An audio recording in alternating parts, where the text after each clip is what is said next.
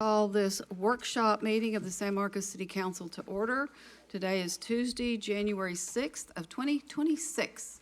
Time is 5:31 p.m. Ms. Trevino, please call the roll. Ms. Rodriguez. Here. Mr. Pacell. Here. Ms. Garza. Here. Mayor Houston. Here. Mr. Scott. Here. Mr. Mendoza. Here. Mr. Lorenzo Gonzalez. We have a quorum present. Okay, and next up is our citizen comment time period. City Council hears citizens at regular meetings, work sessions, and workshops.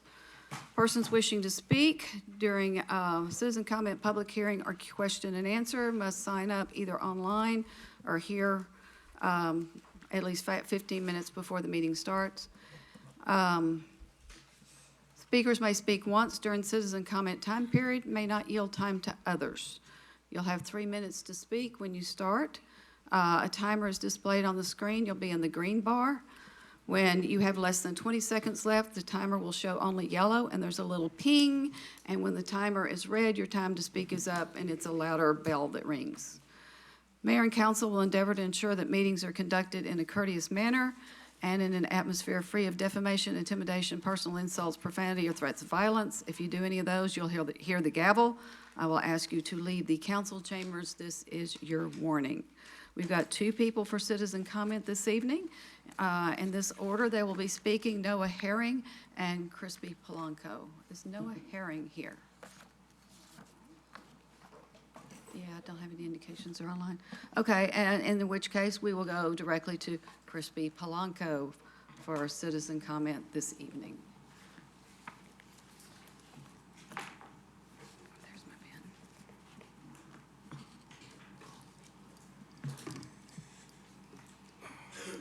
So I get to be the one to hold things up tonight? You're fine. Well, at least I'm not salty tonight. Feeling a bit shaggy though, but whatever. I am feeling, it's hard not to feel powerless right now. Would you Given- state your name for the record, please? Crispy Polanco, Thank sorry. you. It's hard not to feel powerless given recent events.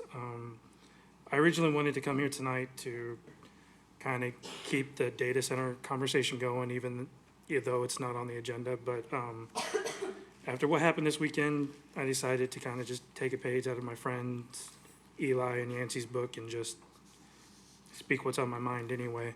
And there's a lot of things I could go over, like how the definition of a dictator does not rhyme with guy I do not like or guy I do not agree with. You can't just call somebody a dictator and make it so. And even if they are a dictator, our government seems to pick and choose the dictators we want to take out and which ones we want to support or even put in power, like Pinochet and Saddam Hussein, both of whom were our boys until they weren't. So I guess I'll just start with, like, everybody's talking about the Monroe Doctrine. And I would just want to point out that the Monroe Doctrine is basically nonsense.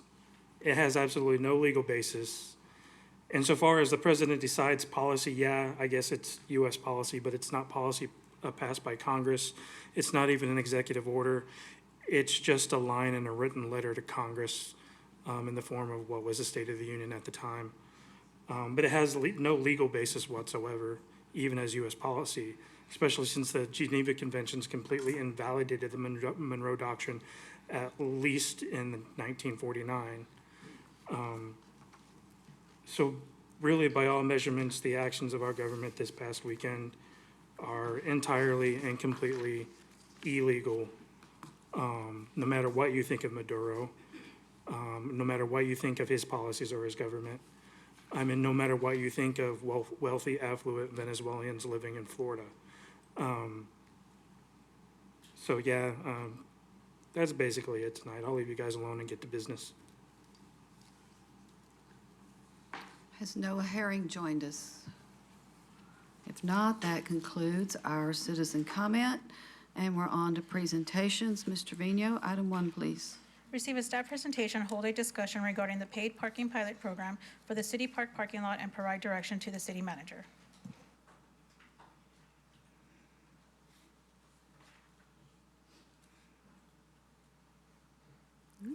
Good afternoon, Mayor and Council. Today's presentation is a follow-up workshop that was requested during your October 8th, 2025 work session. At that time, Council received the 2025 summer season update, which included reports on the managed access test plan at Rio Vista and an update on the paid parking pilot program at City Park parking lot. Today's workshop has three main goals: review the history and purpose of the pilot program, share key implementation data and lessons learned so far, seek your direction on next steps, particularly regarding permit eligibility and potential exemptions. As a quick reminder, this initiative began with the Parks, Recreation, and Open Space Master Plan adopted in 2019, which included evaluating fees for riverfront parking. Over time, Council provided guidance to move forward with the pilot program at City Park, and after extensive planning, the program went live last summer. Today, we'll also discuss Council's interest in expanding permit eligibility beyond the city limits. Options include residents in the 78666 zip code, those within the San Marcos Consolidated ISD boundary, and the Martindale residents. We'll review the potential impact of these options and ask for your guidance. Finally, we'll outline next steps, including the creation of the River Benefit Parking District, which you will receive as a recommendation from the Parking Advisory Board in the near future. Your feedback today will help shape the future of this program and ensure it aligns with community priorities. With that, I'll turn it over to staff to walk through the details. Ms. Jamie Lee Case is going to take us through it. Thank you. Thank you, City Manager Reyes. Good evening, Mayor and Council. Jamie Lee Case, Director of Parks and Recreation. Fun fact, this is my 6th year in a row to have your first presentation of the year. So I'm hoping we break the cycle next year, but here we are. And do I have a clicker, or do I just have to do next slide? I guess I'm just doing next slide. Okay. So this evening, as City Manager Reyes mentioned, we're going to review the paid parking pilot in the City Park parking lot since its implementation on July 1st of 2025. We'll cover a brief history of the project, review the implementation, get some council direction regarding expanding the eligibility of a resident permit. Next slide. Okay, I'm sorry that is rather small up there for you, but we have a lot of history to cover, and I kind of did try to condense it. We have been working on this, as you can see, for a very long time. Initially, this was born out of the adoption of the city's Parks, Recreation, and Open Space Master Plan. It was a part of an action item to evaluate fees for riverfront parking. In January of 2020, there was a joint meeting held between the Parks and Recreation Board and the Parking Advisory Board. At that meeting, they did discuss the creation of riverfront benefit districts that were actually included within a plan drafted by Kimley Horn on on-street paid parking implementation. And at that same meeting, the Parks and Recreation Board did adopt a recommendation that came to council regarding the creation of the River Benefit District and implementing paid parking. In July of 2020, the City Council did discuss that recommendation and provided consensus to move forward with a River Benefit District and directed the two boards to form a joint subcommittee to work together to present options. Next slide. Between July 2020 and April 2021, the Parks and Recreation Board and the Parking Advisory Board worked to develop a recommendation that did come back to City Council regarding paid parking in the river parks. In May of 21, the City Council discussed that recommendation and directed to proceed with the compiling of information for paid parking program at City Park parking lot only, not expanding it beyond that at this time, and to evaluate fees to be charged during university home football games. In June of 2022, City Council received an update from staff on the initial data that had been gathered in vendor analysis. City Council then agreed to the parking pilot program and asked that the Parks and Recreation Board draft an implementation plan. Next slide, please. In December of 2022, the Parks and Recreation Board approved the implementation plan. That was then discussed by City Council in January of '23, and they provided consensus to proceed with the paid parking pilot in City Park parking lot and continue coordination with the Parking Advisory Board.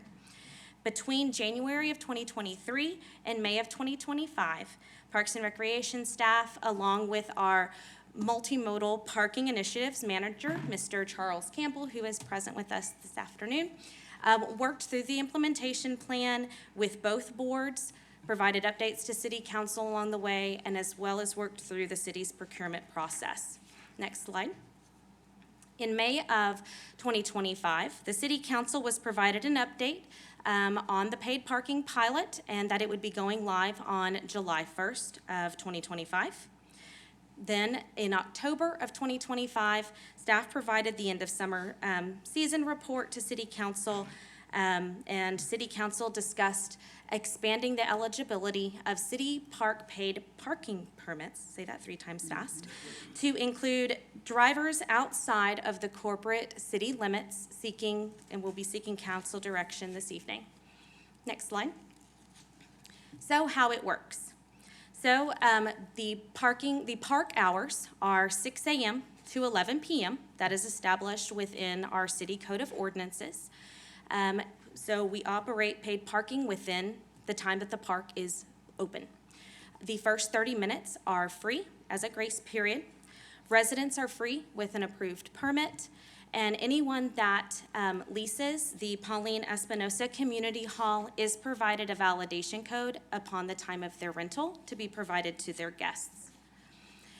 We have also attached the rate structure as well, up to an hour after that 31 minutes. So after 31 minutes, the parker does need to go ahead and pay for whatever time they plan on being in the parking lot.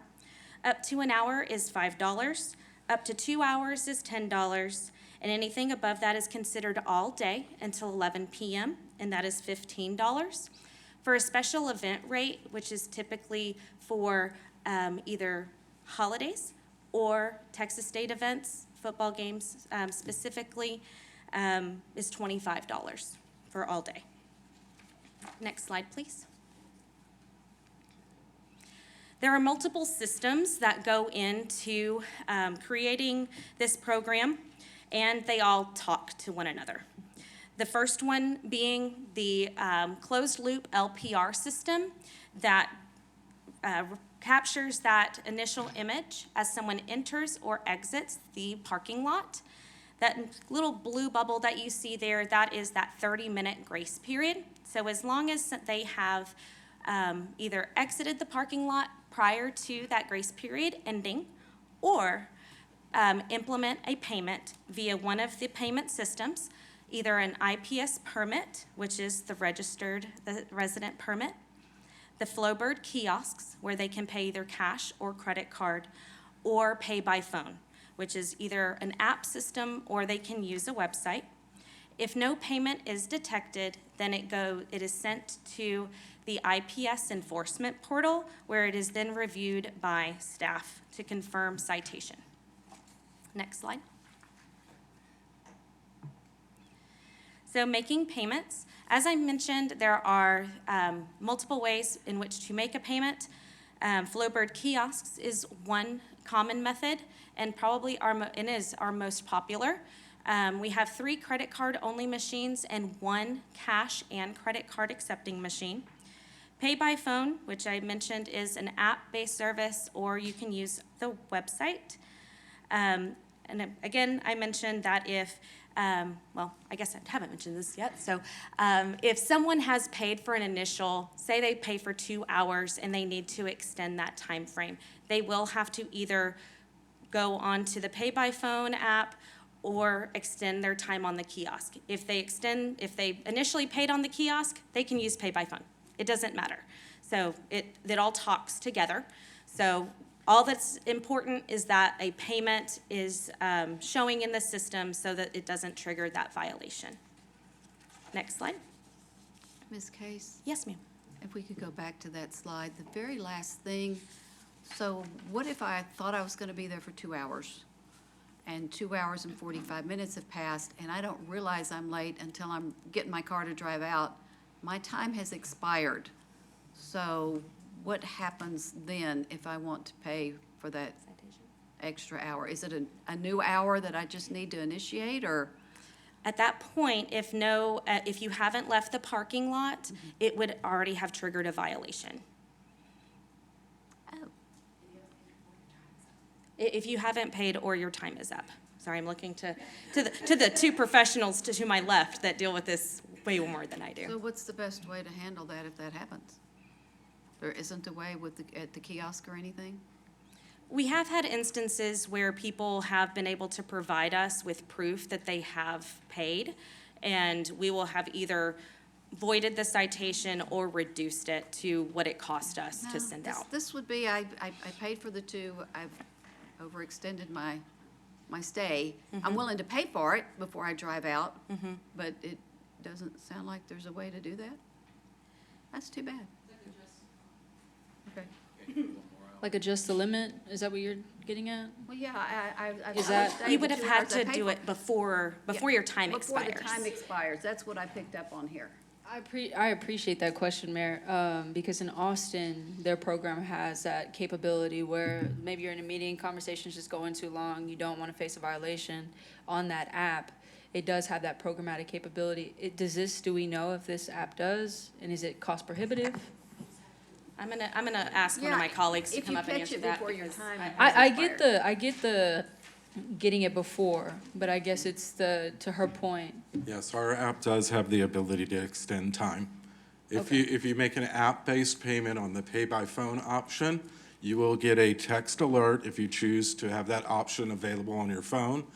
You will get an alert saying 15 minutes from now, your session will end. Do you want to extend that session? Okay, so Yes, it's so- before Yeah, and. but if my phone's It in the is car and I'm before. in a tube on the river, I'm not gonna get that, so. That is correct. Okay, but you're saying is you, correct. you can If- extend it, but it's this after the time has expired is what my question is related to, because I know you can extend it if you catch it in advance. And we do have an adjudication process in the event that your time expired and then you made an additional payment to cover that time you were there. There is an adjudication process where you could provide that information to us, and we would absolutely dismiss the ticket in that But- certain circumstance. But how do you pay for the extra hour? You can use the app again and As put in if your I had license just plate. arrived and pay for an hour? Yes, correct. Got it. But I'm still gonna have the ticket, but at least I've got but I did pay for an hour that then goes to y'all. That is correct. That's the answer I was looking Yes, for. and- Thank you. yes. And we can research that payment to ensure that the information you're giving us is valid and correct. Okay, and- thank you. And then take the necessary action on the citation. Mr. Campbell, real quick. So when we go through that, so if I'm extending in the card I put on file at the point of sale, do I have to put a card on file, or it just charges the same card that was originally on file? Charges the same card that's on file. Okay. Yes. Correct. Also, if we could go back a slide, I had a question, Mayor, if that's okay? Go ahead. There we go.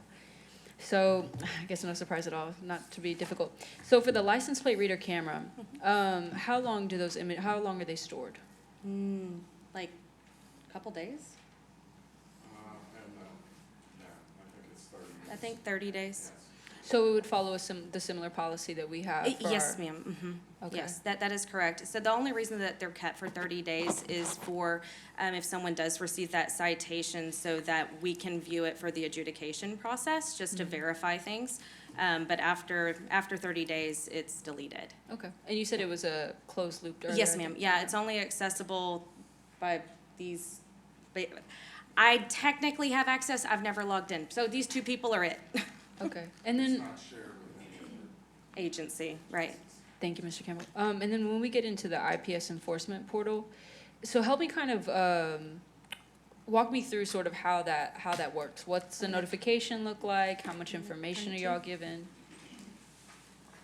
I'm going to turn it over to Assistant Director Jessica Ramos. Yes, ma'am, thank you. Hello, how is everybody? Good. Hello, Ms. Ramos. All right, so the IPS enforcement portal, what happens is it's pay by mail, right? So they get a letter in the mail And the way that it works is the camera reads the license plate, and it goes through those three systems to see if they've paid or if they have a permit. And if they don't, then it goes into the IPS enforcement portal where staff reviews each individual license plate that goes through. That is considered a hit, is what it's called. And so then what we do is we confirm with Motorola that the pictures are correct and that the time that they were in the lot was correct. So it's not, you know, a misread on a camera or something incorrect. So it's a valid citation. So once we, you know, say accept, because it is a valid citation, it goes to a registered owner lookup through the DMV's office. The DMV then talks to IPS. IPS sends a letter to those people. So they get that letter, and the letter explains to them what they have done, what date they did it on, what time.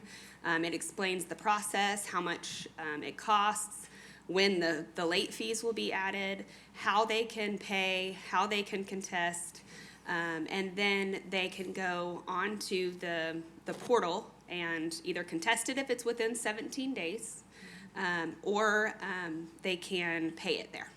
Okay. And so, if I'm understanding correctly, up until the point of y'all verifying, whether it's internally or with Motorola, the process, would you say, is a pretty autonomous process? Like, there's not somebody necessarily driving out there at that moment when you Absolutely look not, at it? yeah. Okay.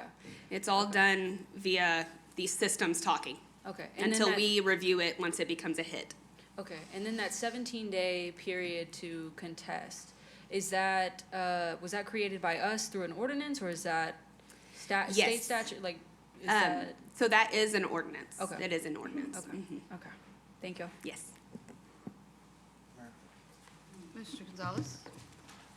So, two questions. I think the first one will be the quickest. So I think it's the slide before this where it's the costs. Okay, can you Oh, go don't- back one no. slide? There you go. Okay. Special events. Are residents, can residents park for free on special event days Yes, sir. as If well? they have a resident parking permit, they are parking for free. Okay, cool. So second question, because of the way the process works to generate the citations, to the mayor's point, so someone shows up at 12, anticipates being there for 2 hours, so it's 30 minutes free, 2 hours, so they should be out of there before 2:31. They don't get back till, say, 3:15, realize they overstayed, they pay the extra hour. At that point, there was already a violation in the system. Correct. But a citation hasn't been issued because staff hasn't reviewed it yet. So how difficult or how much more work would it be for y'all to see if a subsequent purchase for that license plate was made that would have covered it and not issue the violation or the Yeah. citation at all? That's a good question. So it would actually be really easy for us to, if they knew that they paid and they called us, you know, the next business day, and that letter hasn't been mailed, even if it has been mailed, it's easy for us to dismiss that. It would actually save us a little bit of money in mailing a letter, in the paper and postage. So if somebody knows that they paid and could prove that to us, and we can actually look it up in our systems to see that they've paid, then we would be able to dismiss it before it even got to the point of us mailing them a citation. Does that answer your question? Yes, but no. I guess my question, because I'm assuming when you get to the portal, you put in your, I mean, to the kiosk or the app, you put in your license plate number. Yes, Right, correct. so then if you're gonna pay the extra hour afterwards, you would put in your license plate number again. Correct. So is there any way, either manually or even automatically, to see if a license plate paid for 2 visits on the same date, which would then trigger that they probably paid their extra I hour? mean, yeah, that would be staff time of going through each single, you know. But there wouldn't be a way like to automatically like flag any license plate that bought 2 parking sessions on the same day? Not that I'm aware of. I mean, that could be a question we could ask the. But you the go through that systems. whole verification process before you click citation. So isn't that something that you could pick up if you're going through all that verification routine? Yeah, but We're not auditing every single record at this point. We did Okay. for the first 60 days.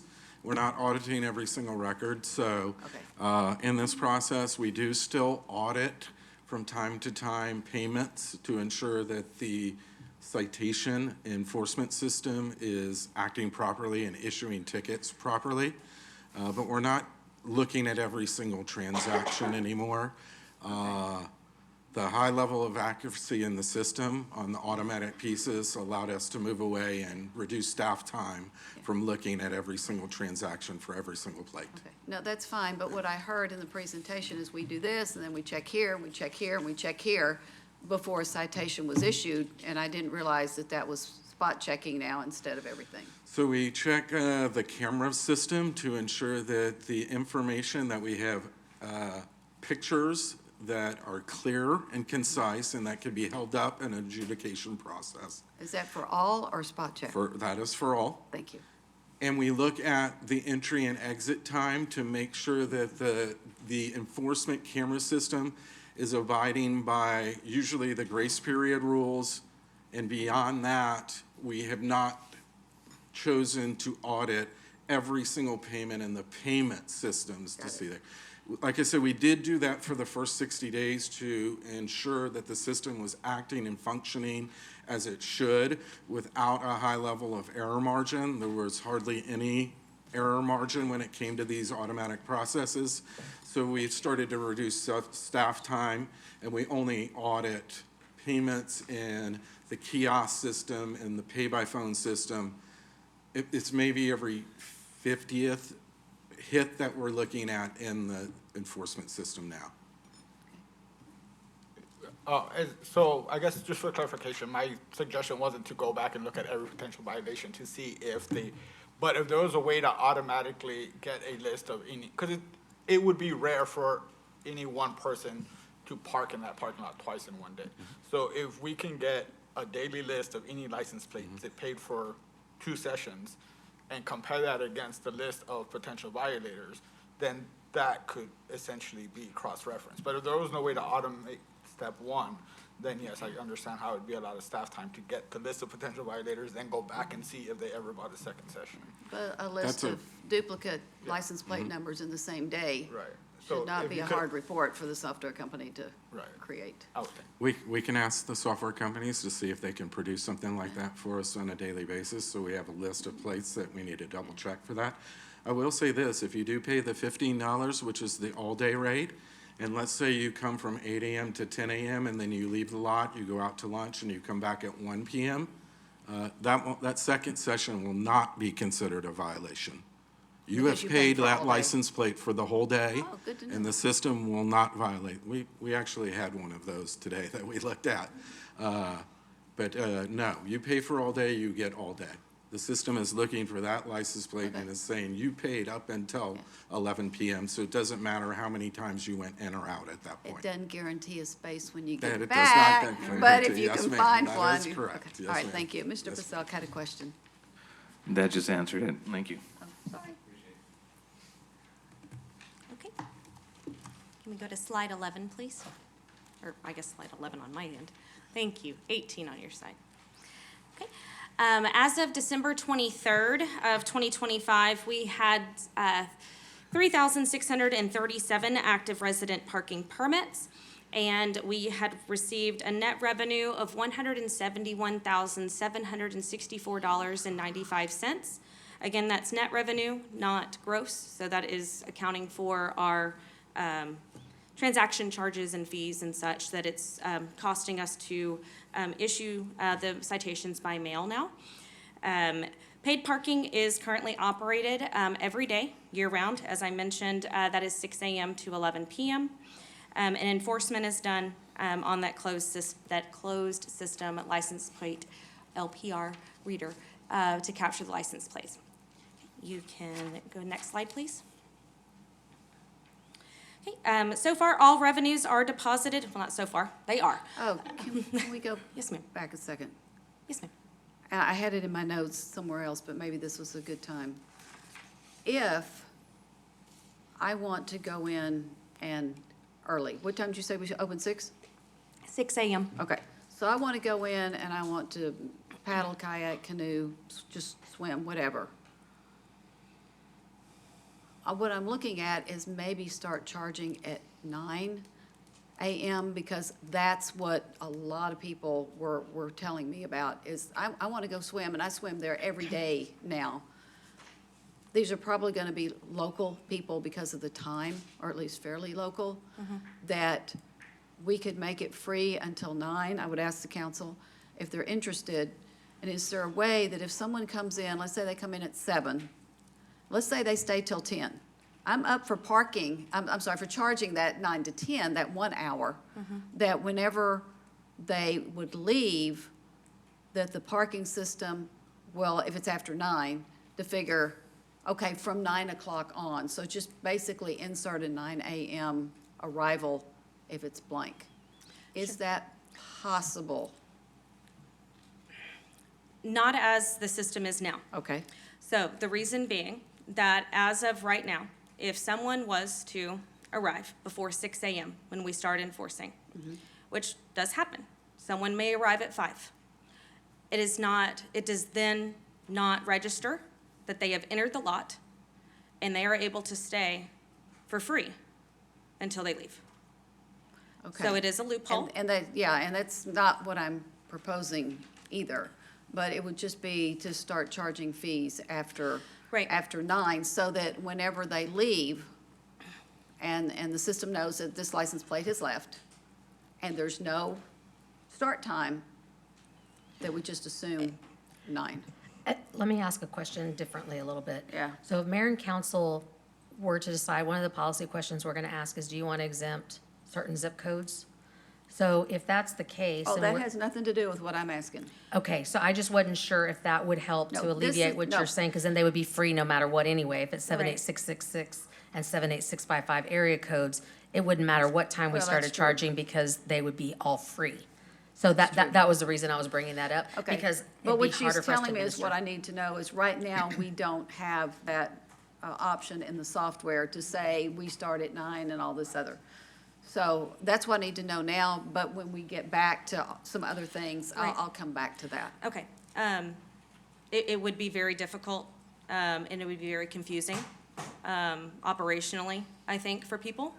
If they were to arrive, say, at 6 a.m., we don't start charging till 9. If they're staying until 10 a.m., either if we can't figure out the loophole system, they're already staying for free, or it'll trigger a citation, which could lead to frustration because they've left without paying after 9 a.m. But if the system puts in a 9 o'clock, then we charge them for 9 to 10.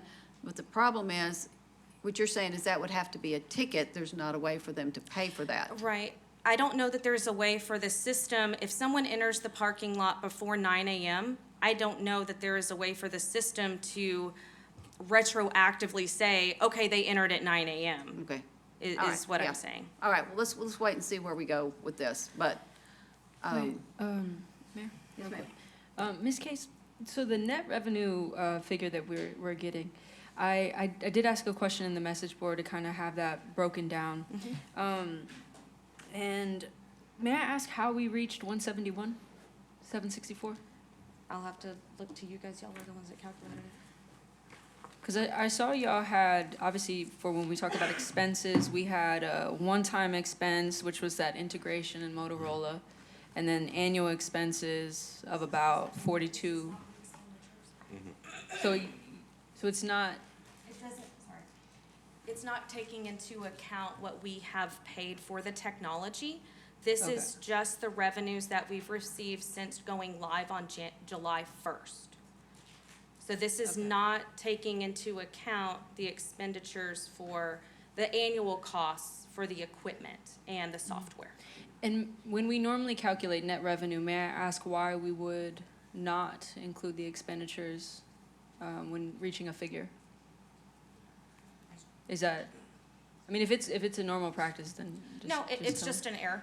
me. Okay, So on staff, we're looking at, since we've already paid those for 2025, not calculating that into 2025 revenues since we've Sure. already paid them. So since those had already been paid by December, not looking to roll that in. okay.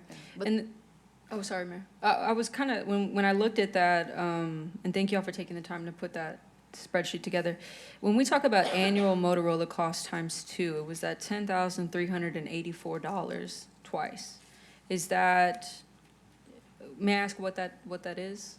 That's the software cost for the enforcement camera system. Okay, and so that one-time expense that went to Motorola of about $35,000, is that, what is that one? That included the actual cameras and the annual first-year software fee for the enforcement system.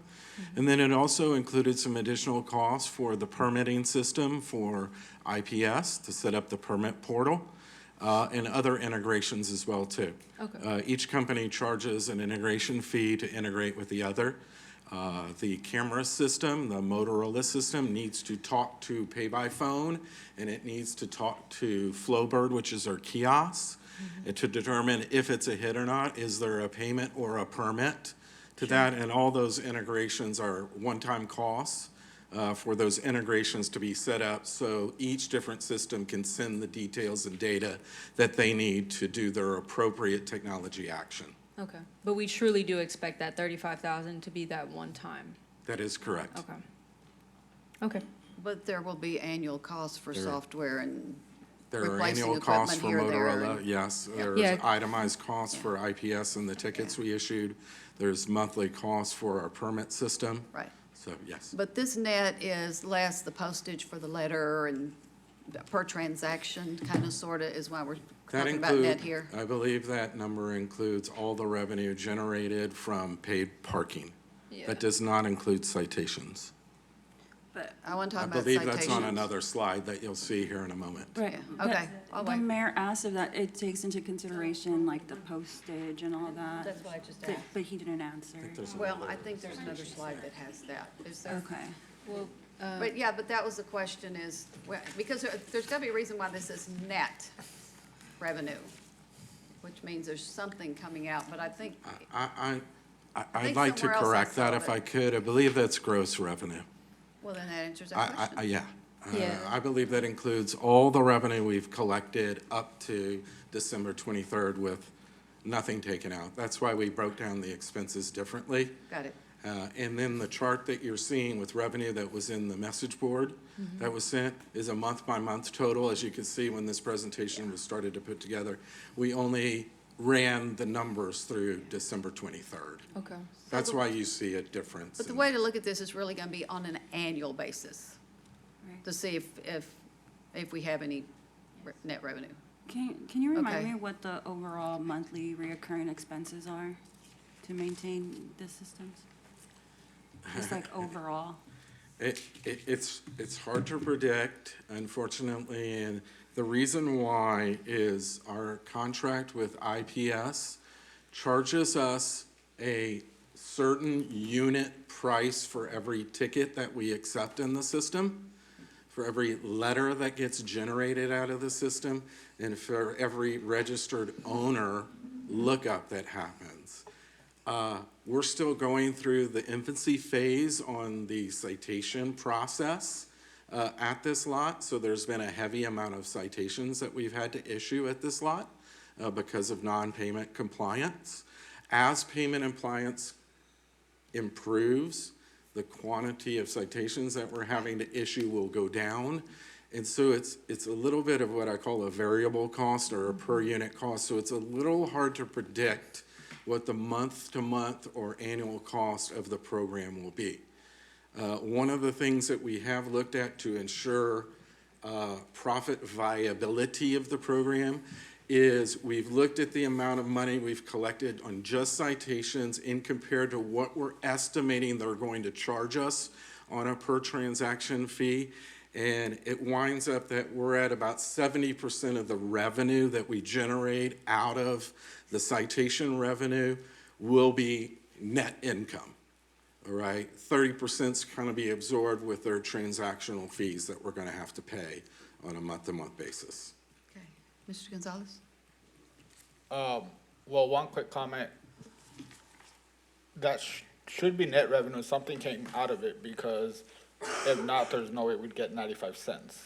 Okay. Based on what we're, so, Yeah. I mean, I just I can for my ex- own mental. Yeah, and that's a great question, and I can explain that. On the pay-by-phone application, all right, if you choose to get notifications on your phone, you are charged an additional 35 cents.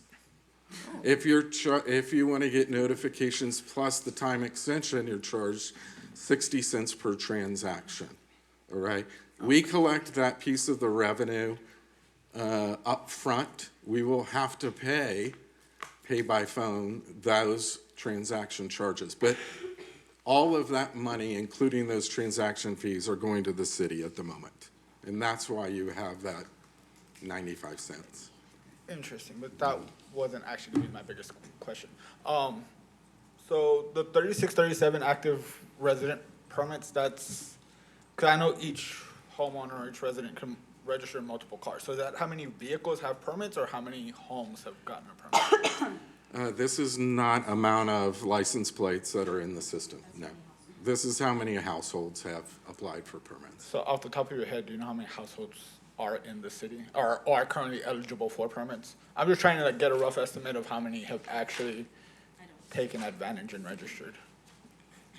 We don't have that information, sorry. We can get that information for you. Just wondering. Only because like in future slides, it's if we extend the permits to different areas, there's an additional number of estimated households. And I just kind of wanted to apply what the likelihood of, what percentage of those households are likely to actually register based on what percentage of our current households Yeah, registered. sure. Great question. According to what Ms. Ramos just found, it's estimated 29,362 households in the city of So San Marcos. roughly 11% of households are registered. That's in the corporate city limits? Okay. One other thing I'd like to mention is there are some that we've had to reject, which may be eligible, but they haven't provided us the correct information. Like So if they didn't upload their driver's license or, their utility bill or something Proof like of that. address. But Proof is of that like address, few and right. far between, or is there actually a lot of? It happens. It happens. I mean, we're not getting so many permit requests anymore. But in the beginning, yes. I mean, we were seeing it a lot, and we say they can reapply. I mean, we check a box and it says you can reapply by clicking this link, and then we can type in a response that says make sure you upload your correct document. And some people just don't do that. They don't take that step to go back and do it. So I don't know how many of those could possibly be actually eligible, but I mean, there's quite a few that we've rejected for that reason. So. Ms. Garza? Given that a substantial amount of council concern and conversation revolved around the barriers that might come up when it comes to people completing the process, what steps did staff take to understand why folks were not completing the process, right? Was it like, oh, it's like you see, like, were you quantifying it? Like, was anybody assessing, X amount of folks start the process, don't finish it, we send them an email, and did that end there? Or did you do some follow-up to collect don't know some that qualitative data? I don't know if they didn't complete the process, that we were being notified that they didn't complete the process. Didn't you just say that? Well, that was after they had already submitted the application. So they had completed the process as far as submitting it to us so that we could review it, if that makes sense. If they stopped Right. without hitting submit, then we didn't get it. What I mean by not completing the process is they didn't get their permit because something was missing. Sure, gotcha. And so there are some times that we have reached back out. It's hard to pull everyone that's been rejected and send an email. And we have done that. Yes, we did do that when we transferred, because we used to have our permit system in Flowbird. And we did reach out to everybody to say, hey, you haven't completed the process. We're moving to IPS, and you're going to see an email from IPS, and you can complete it. So we did follow up with when we did the transfer. Since we've been in IPS, we haven't done that specifically. But I will say that there are times where we've been auditing some of these, and we see that they have started a permit application in our system, and we will reach out to them and say, hey, we noticed that you parked in our lot today, and you're receiving a citation because you didn't complete the permit process.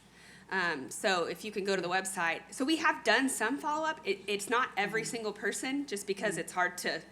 But the follow-up you're referring to is an email that says you haven't finished the process. What I'm asking is there any effort to understand the barrier?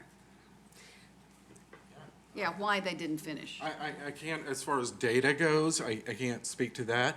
But when a permit got rejected in the IPS system, there was a formal email that got sent to them telling them why they were rejected and what they could do to complete the process and finalize the application and meet the standards that we had set. So every one of those did have a follow-up to say, hey, you didn't include this document, or you included one of these, but we need another one of these. And so we did do specific follow-ups with each rejection, telling them why they were being rejected for their permit and what they could do to resolve that issue, if that was possible. Gotcha. Do you have some sort of write-up that gives us an idea of those reasons? So what I'm trying to figure out is what's the barrier, and so what I'm hearing is beyond that email,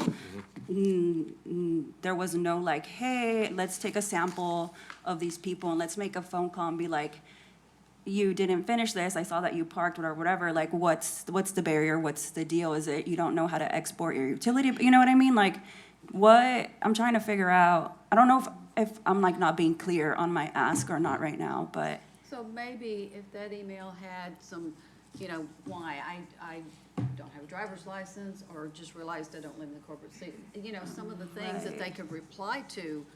Is that what you're looking for? Yeah, or just like what's the average, like what is the most common reason why, you know, Sure. if you're sending out these emails? Sure. So the most common reason why was surrounding the photo identification.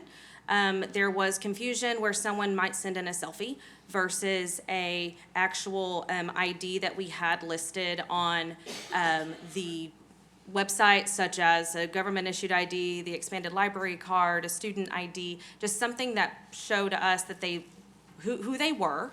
And then also provide, they would submit their utility bill or their lease agreement or their housing agreement. Proof of address. But not provide that addition, it required two, now, unless they provide a driver's license, then that was a one and done. But if they provided an expanded library card or a student ID, they had to submit that additional documentation. So that was a huge part of what we would communicate. Hey, we received this, but we do need you to provide your utility bill, your lease agreement, housing agreement.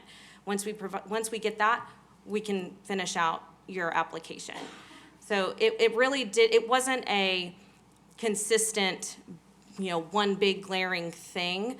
There were multiple layers of where they weren't providing additional information that was necessary to complete the application. But you're providing the what, and what Ms. Garza's looking for is the why. And if we're not asking the questions, and I understand maybe why we didn't, like in the survey or whatever, then we're not going to know. And what was the number that had started but not completed? I don't know if we have that. And I'm just gonna name this, and it's probably because I'm in a lot of pain, but it's very frustrating to hear this, given the nature of our past conversations. I think we spent a substantial amount of time discussing our concerns about the barriers and what would impede somebody from closing that loop, and to not have quantitative or qualitative data provided to help us understand frustrates me, because this is a topic that is very, like, our community has big thoughts and feelings about it. And so now I made these big promises that no, we're gonna be taking data, we're gonna be offering, different opportunities, like, if you don't have your driver's license, A, B, C, D, and it puts me in a pickle to have to go back and be like, JK, they weren't capturing any of that. Sure. So now I'm gonna have to go and try to assess that myself.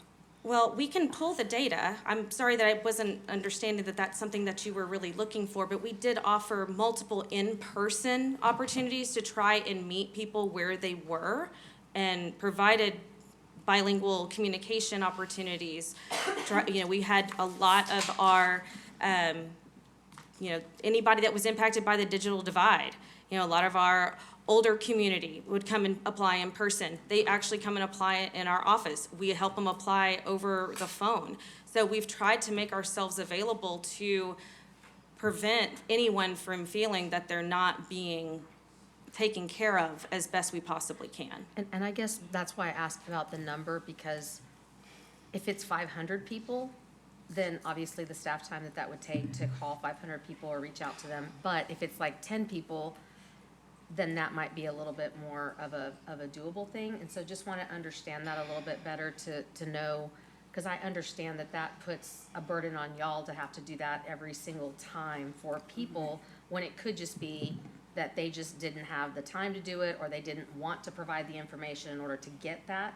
And so they may not always want us to be contacting them. That may be that they just, so I just want to understand the numbers, because I think that'll help to clarify some of Yeah, I just the think why. regardless of numbers, like even if it was 1 million or if it was like 30, like a sample of that group might, I mean, you might have immediately Yeah. noticed a trend where people were like, it was just like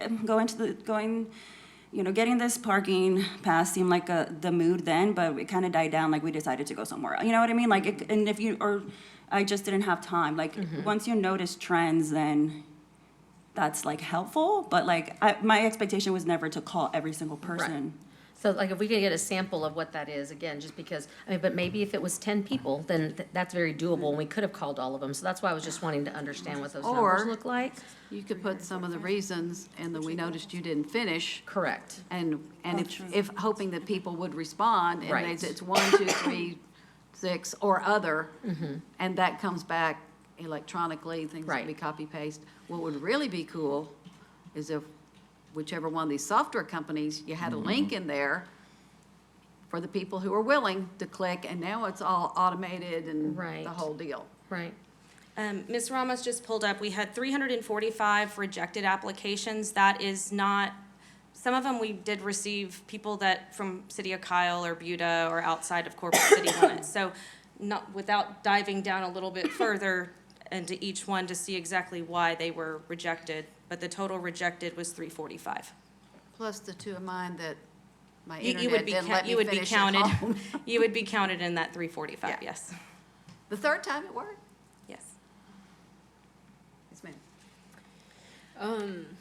I appreciate, I think this is sort of, when I think about when I reflect upon our last question, or our last conversation about this, this was, yes, to your point, one of the things that we had brought up, because the philosophy behind this and a raising revenue thing, I think that wasn't lost on anybody. I think we've heard it. It wasn't anything novel, right?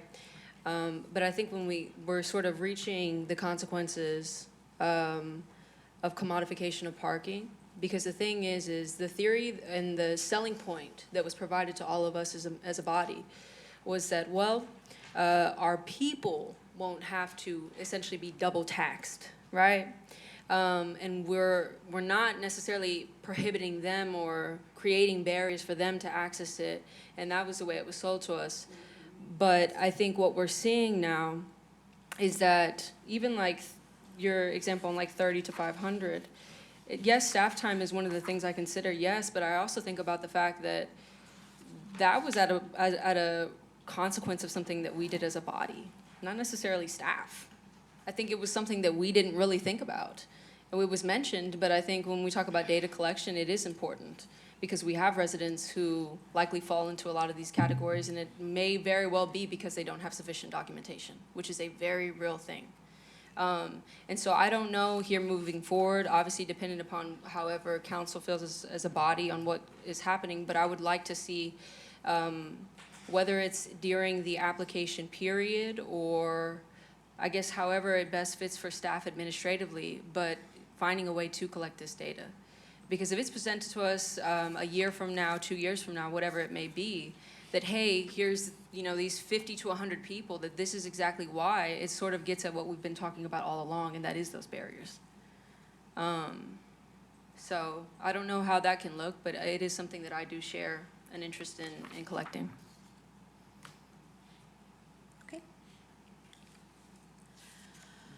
Okay, Please continue. move on.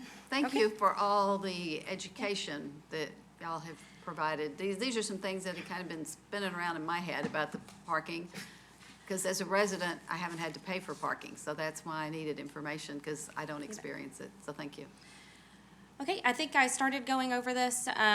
All revenues are deposited into a special revenue account that supports the cost of the technology and the administration of the program. As City Manager Reyes provided earlier, the Parking Advisory Board will be reviewing the application for the River Benefit District, which will then have a public hearing, and then they will vote on a recommendation that will come to City Council. At that point, City Council will then hold a public hearing before the creation of the district is established. Next slide. Okay, we briefly already kind of spoke about citations. On October 9th of 2025, staff began issuing citations for non-payment.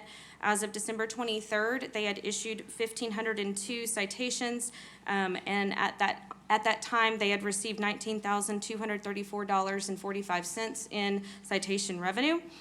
We briefly have already discussed the adjudication process, but I will review it again. If a person is issued a citation, they do have the opportunity to contest that within that 17 days. We will either uphold or dismiss or modify to a lower rate that citation for the person that is requesting it. If at such time they disagree with that final disposition, according to the code, they are able to appeal to the municipal court judge within 30 days for a decision by her or the appellate judge, or associate judge rather. To ensure clear adjudication processes for parking violations across the organization, staff will be working with the Parking Advisory Board to recommend some ordinance amendments, just to clarify, so that anything related to a parking citation is the same. One thing that we are encountering is that there is some confusion about what's issued on the windshield versus by mail, so we want to ensure that that process is clear and the same in our code. In the code, it is a little confusing. Question. Yes, ma'am. Okay, so you mentioned because that was going to be one of my questions is on this slide was sort of what are the identified gaps thus far in the policy? I know in the past, Commander Williams, and you're not Commander, talked about sort of what does the delineation look like? Because one of the things that was told to us when we first did this was that residents were to include students. I do not remember in that conversation ever explicitly saying that students weren't allowed to park here for the purposes of going to the university. So when those signs popped up, when we had a conversation with the municipal judge, all of that was made aware to me for the first time.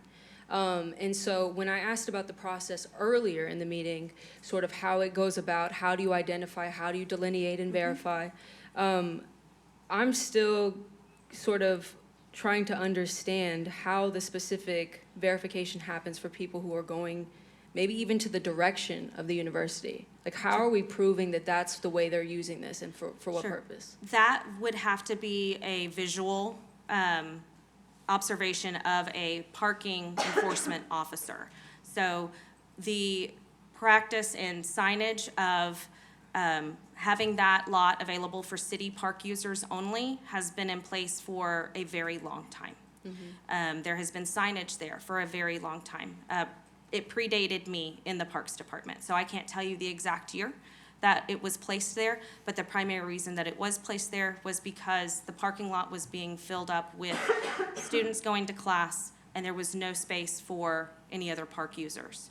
So, again, I don't know exactly when it was implemented, but it was prior to my time, and I've been with the department 6 years. I get that. I guess what I'm trying to understand is sort of what's been the response since then. If it got to the municipal judge to bring it to us as far as, hey, this is an issue that perhaps y'all didn't think about, that's sort of why I'm asking the question today. So I guess based off of that response, we're not likely seeing these tickets then in mass because people are not physically in that lot Correct. all of the time. Correct. Would I be correct to say that? Yes. So this is any ticket related to, or I guess alleging, that a person is going towards the university for the purposes of school. Right. That is because there was somebody there to verify Correct. that? Yes, Okay. ma'am. That is correct. Okay. And then, I guess back to my first question. So what other gaps in the policy do we think we're gonna be expected to address here I moving forward? can't list them all, I don't have them all written down, but there is a number of them. Variances in period of time of response to the citation to contest it, 17 days versus 30 days. So we want to make sure that everything is aligned and very clear, not only for, our residents, but for us as well. There was a lot of confusion whenever we first started issuing the citations by mail. I had to create a whole flow chart for various, customer-facing counters, because they would show up at the city clerk's office, and the city clerk's office is sending them to parking enforcement, not knowing, well, it's a citation by mail, so now they have to go to the Parks Department. So we're trying, and again, we've only been doing this a couple of months, so For sure, yeah. there was some, learning that had to happen, but since then, we have a few things. I mean, it's Okay. not just one or two. And we've spoken with the judge about it. She wants to get it cleaned up as well. So it is something that we're all working and collaborating on to make sure that it is as simple and clear, just across the board, for all citations that are related to parking. Okay, and last question on this one. So help me understand, does our just because I don't have it in front of me, does our policy explicitly say that for a resident to be able to have free parking, that is contingent on whether or not they have a permit? Yes. That explicitly says that in our Yes, ordinance? in the code, yes. Okay, so I guess by that logic, if I go as a resident, maybe I just didn't know about the permit, which I've had friends Yeah. call me. Yeah. They had no idea. Mm-hmm. They went there thinking, okay, the computer must know that I'm a resident, I don't need a permit. Yep. So that individual, if given a citation, Yep. would have to go through the adjudication process. We've had a lot call us, and then Okay. we immediately walk them through the permit process and void the citation. Okay, so that was my second question, if Yes. that opportunity to, I guess. Absolutely, yes. Okay, okay. Yes. All right. Okay. Quick question. Yes. Mr. Gonzalez? The 19,000 and change that we've received in revenue, what number of those 1,502 tickets were actually paid? Well, I guess asked another way, Sure. how many unpaid citations do we Sure, have? I actually do have that number. So as far as payment compliance, as of December 23rd, we're at about 32%. So from the amount of citations that had been issued compared to what had been paid, 32% had been paid of what had been issued. Is that dollar value or tickets? Tickets? So in theory, if we had 100% compliance, there'd be roughly an additional $40,000 in citation revenue? I'll trust your math. Air math. He's pretty good at it. Oh, 20, 30%, yeah, it'd be more than that. Because I mean, roughly a third, it was roughly 20,000, so the other 2/3 would be another 40,000. Okay. Next slide. Interesting. Oh, sorry. Any additional questions? Carry on. All righty. Next slide, please. Okay, so during our October 8th, 2025 work session, the City Council expressed the desire to expand the permit eligibility to either those that were within a 78666 zip code or San Marcos Consolidated Independent School District, SMCISD boundary. I did get some numbers from just the 2023 census estimated, 5-year estimates. If we expanded it to those outside of the city limits, but within the 78666 boundary, that would add an estimated 33,836 households. And those within the San Marcos Consolidated Independent School District, are you okay if I just say SMCISD moving forward? School district's good. Thank you, okay. That would be an estimated 20,591. Next slide.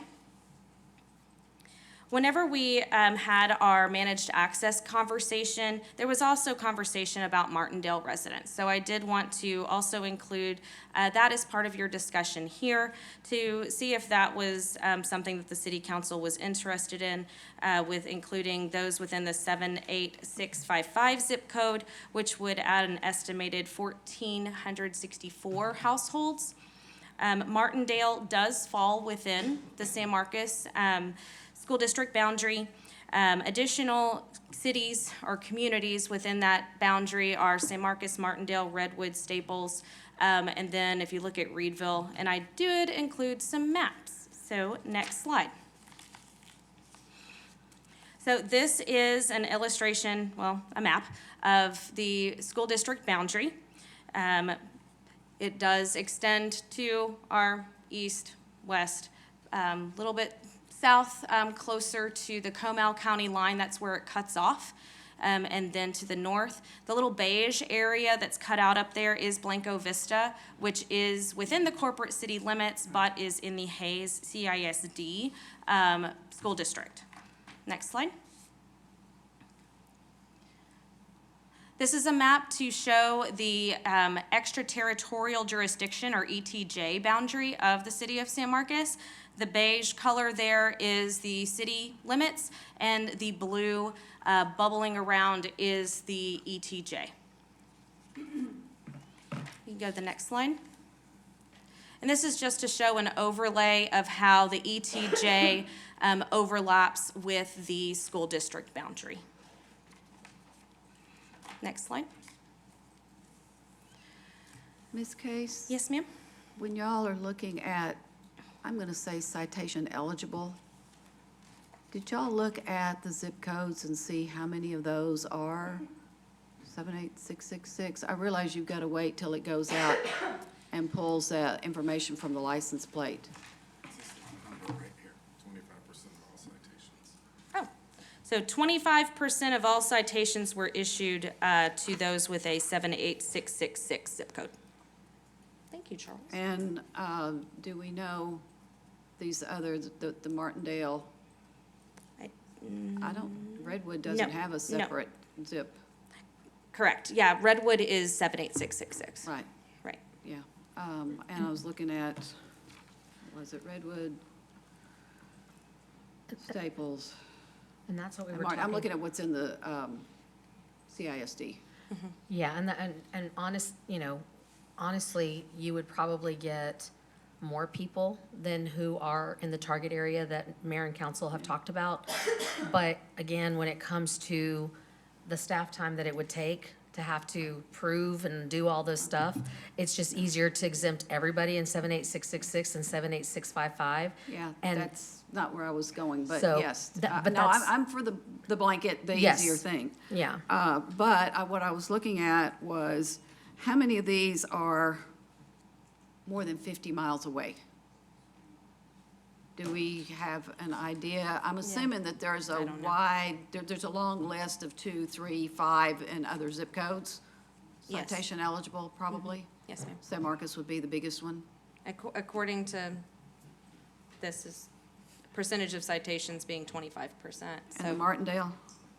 I don't have the Martindale percentage in front of me. Okay. But only 25% were San Marcos. Correct. Okay. Or 78666. Correct. Okay. Go ahead. I should ask that before. Okay. Okay, well, just looking for direction, so just here to answer any questions. Let's go this, does the city council want to exempt those within the 78666 zip code? And then the second question is, do we want to exempt those within the, I'm gonna say entire school district boundary, or Martindale only? And I'm gonna have a hard time saying Martindale because they're part of the school district and not the others. But if you don't have a kid in school, I'm not sure exactly how you prove that, other than with We would the just verify the address. proof of address. Right. We would just do an address lookup, and instead of using the city limits overlay, we would do the school district overlay. Yeah, Yeah, so basically be the same amount of effort. correct. Okay. Council, these are the questions, and you've got an or in the second one, so I have to ask them separately or just 78666, school district. Do we want to exempt them? And I'm just going to throw another wrench in here. Do we want to charge a lower rate? Can we do that Yes, ma'am. with our software? Yes, ma'am. We can adjust rates at any time. No, residents get this rate. I'm going to call them resident, I'm going to call them corporate C limit adjacent gets another rate. That's possible? Yes, ma'am. We could Could you give even, them a category when y'all do your verification and whatever? it would be easier if it was by a permit. So if someone, say, in the ETJ paid $50 for a season pass, for example, that would be easier than we're just issuing them a permit. It would be, I don't know that the system would recognize individual license plates as, without a DMV lookup. If they pay, then there's no need to, so I don't know that we could charge, we would have to give them No, some they validation. would have to do something like we're having to do. It'd have to be a permit, There'd have to be a violation. I'm sorry, a verification. right? Verification, or it's going to be a violation. Right. A verification, no, you would have to sign up. I'm not saying anything about when you go up and put your card in or anything. Sure, I'm it would talking have to be a about- permit. I'm talking about getting permits, but it would be two different types of permits, the free and the reduced rate. But that's possible in the system? Okay. Yes, we can do we can do a one-time rate. The university has purchased passes from us for validating parking, for example. They paid us $200 for a specific number of daily passes. We provided them a validation code for that, and whenever we just tracked their validation code saying, hey, you only have this many, do you want to re-up them or use them later? But Okay. we And the other difference is, instead of like us, where we don't have to do anything, they would have to go to the kiosk, like somebody from Houston. It's just their rate would be different. I don't, And that- I understand what that's you're what I'm- saying. that's what I'm Yeah, asking. that would be, it would be easier if they just had a permit where they don't have I'm to go to saying the they've got a- kiosk. Okay, so you'd rather it be free than reduced? That would be Or, easier? or they pay a one-time fee, where they are issued a permit for a one-time fee, and, I mean, if that's an And it's annual got fee. a time limit on it. Correct, so for all intents and purposes, just call it a season pass, if it's or an annual pass. If it's good for 1 year from the date that they purchase it, they have an annual pass at whatever, dollar amount, and then they are provided a permit. If they had that, would they have to do anything at the kiosk? Negative. Just like residents, they would not have to do anything at the kiosk. Okay, I think I'm still looking for an answer to my question of, can there be a separate rate, but you would have to have a permit so the system knows what rate to charge you? I don't know about that rate thing. Come here.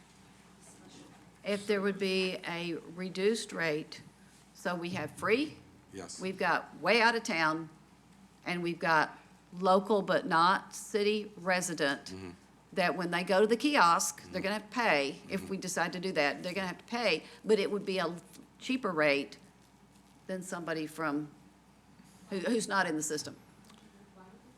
I believe They that, would yeah. have to have the permit, they'd have to go through the effort to get one like we're doing, it's just ours is free. This is a discussion that I've had with the app provider, Pay by Phone. They are able to do that, so it would be a discounted rate that, so you apply for that discounted rate, you get approved, then your license plate is uploaded into the Pay by Right, Phone right. system that has a completely different rate structure Right. than somebody else would. Okay. As far as the kiosks themselves, I would need to speak to that vendor to see if that's also possible. When they plug in their license plate, it recognizes that plate as a Right.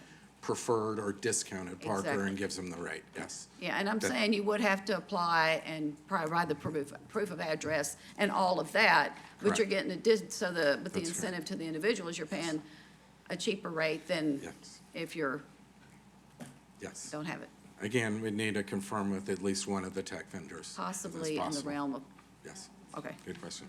Okay, well, council may not want to do it, but I just need to know if it was possible. So- Mr. Gonzalez?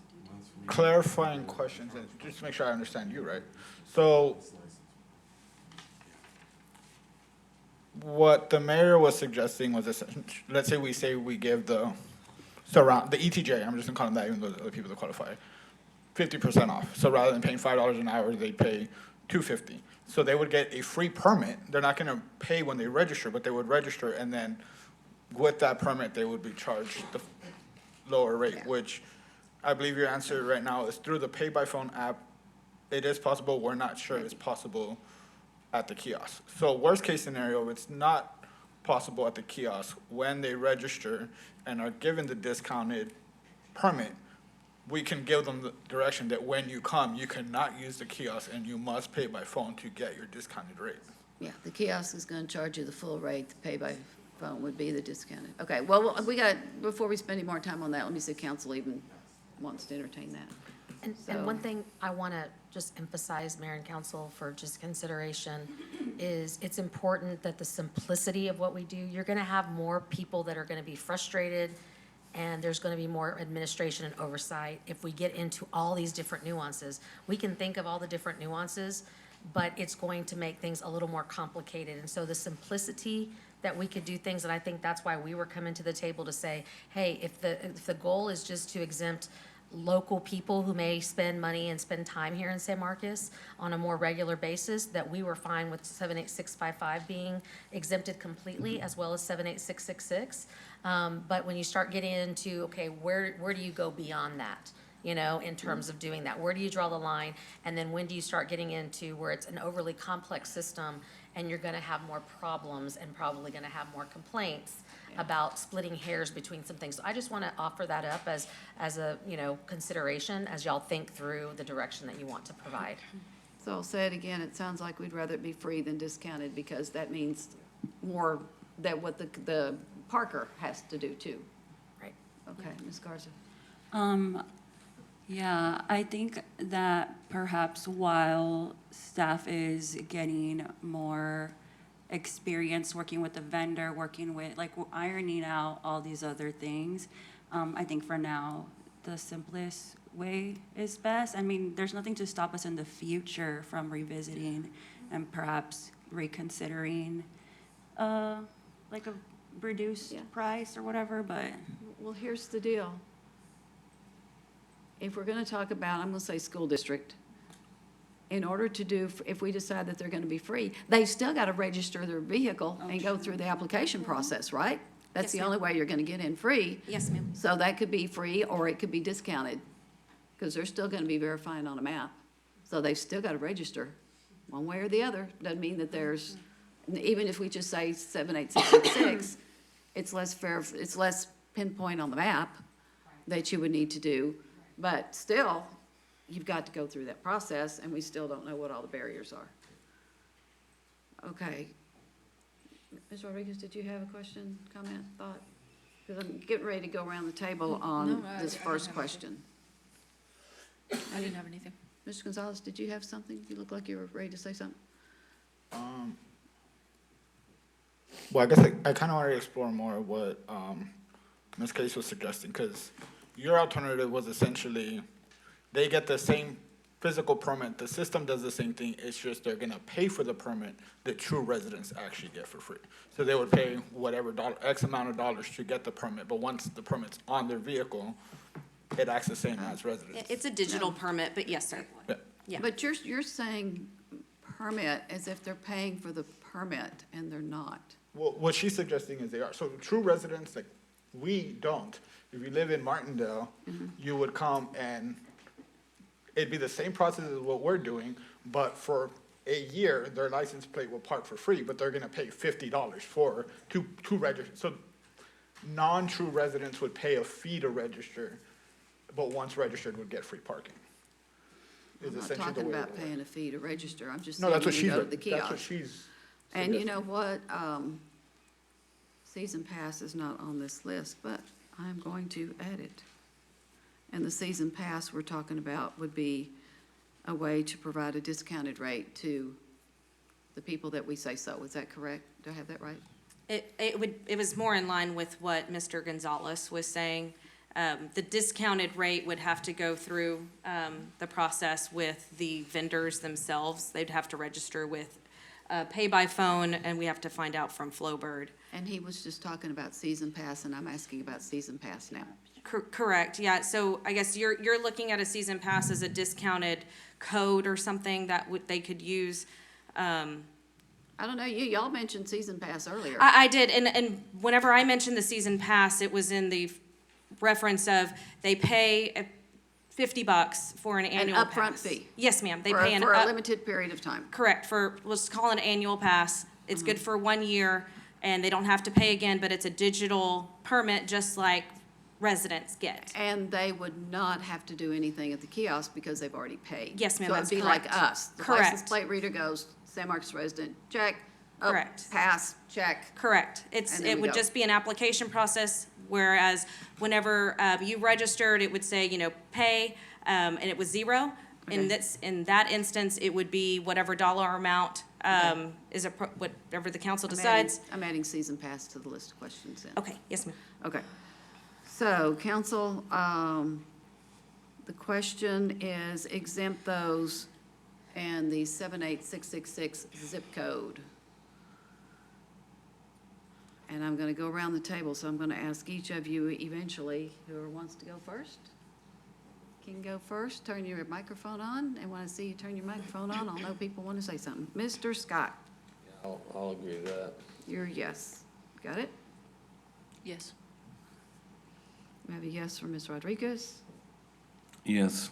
yes from Mr. Paselk. Ms. Garza? Yes. Okay. Whichever microphone works. Yes. And Mr. Gonzalez? Yes. Okay. So that is a yes. And now the question is, do we want to go any wider than 78666? Okay, Mr. Scott? No. So you're a no to the exemption, which means they will pay. All right, got you recorded. Anybody else? Yes. Is that a yes? Yes, ma'am. You want to exempt them? Mm-hmm. Okay, I've got you recorded. Mayor, real quick, I Yes, know we're ma'am. gonna be on this, and I'm cool with finishing the direction, but at the end of it, do you mind if we go back to something else? Whatever we need to go back. Does it might it affect someone's vote here? No, which case we ma'am, can do it no, now. ma'am. It was gonna be related to the proposed ordinance, language changes. Okay. Okay. All right, Mr. Mendoza?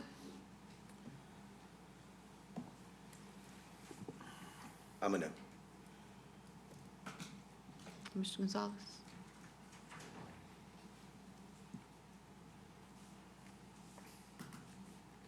Try not to complicate things in my head, Ms. so I'm not sure Case, yet. I Yes, ma'am. didn't ask this, and y'all may have given us this. What percent of people in the San Marcos School District are 78666? Is that, Oh. you gave us numbers on the ones out, but, I don't have. well, if we go back to That's- that map, it's Yeah, if you most can- people. Or I know Hayden had another map pulled up. I don't know if it was the TEA one that showed kind of a little bit Yeah. Well, you've got better. Martindale. And then you've got Yeah. Redwood. Correct. It But does. Redwood, oh, I'm sorry, Redwood's 78666, we already did that one. Correct. We're good. Martindale, Staples, and Reedville. Reedville is technically Maxwell. It's the Maxwell postal route, yes. Yes, ma'am. So it is Maxwell's zip code. But most of Maxwell is in Lockhart School District. Correct. Yes, Maxwell proper and on is in Lockhart. That is correct. Yes, and I think a lot of those new homes out on 21, I think they're Maxwell addresses. That's a lot of people.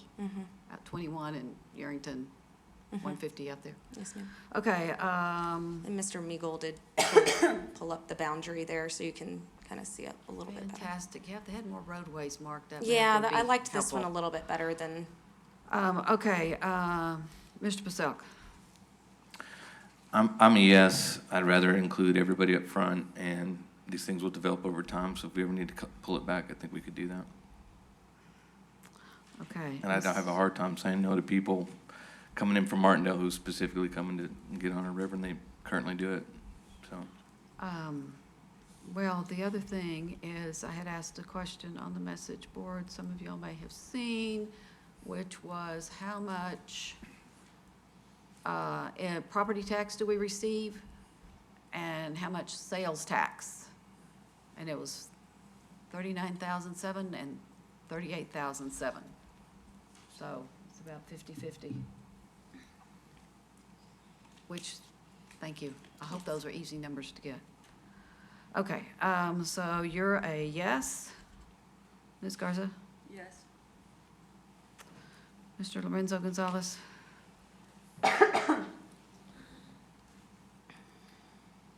So right now we're talking, so we already exempted 78666, so